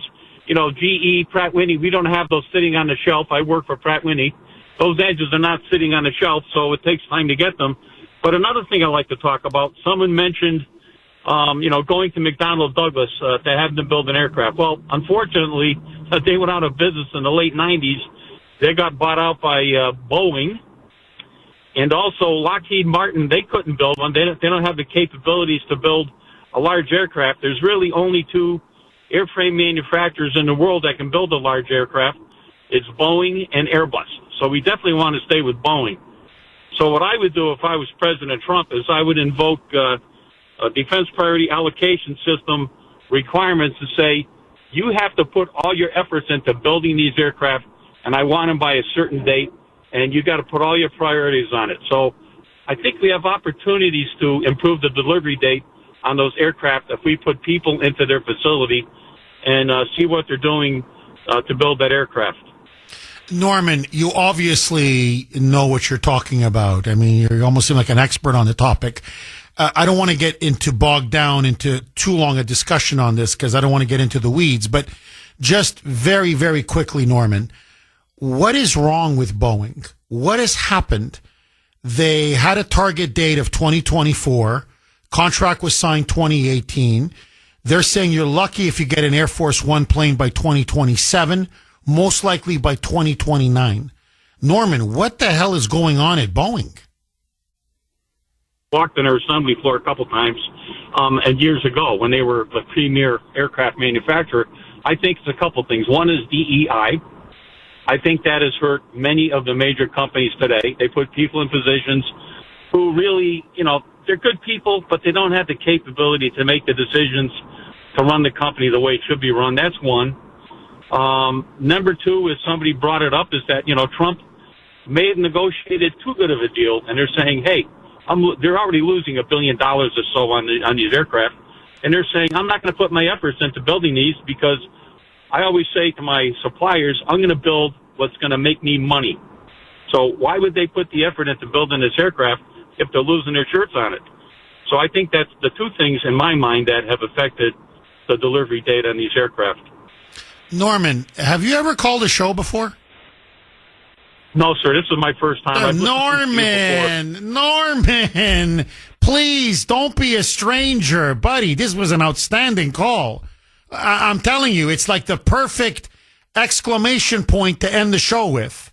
So please, Norman, don't be a stranger. Call again.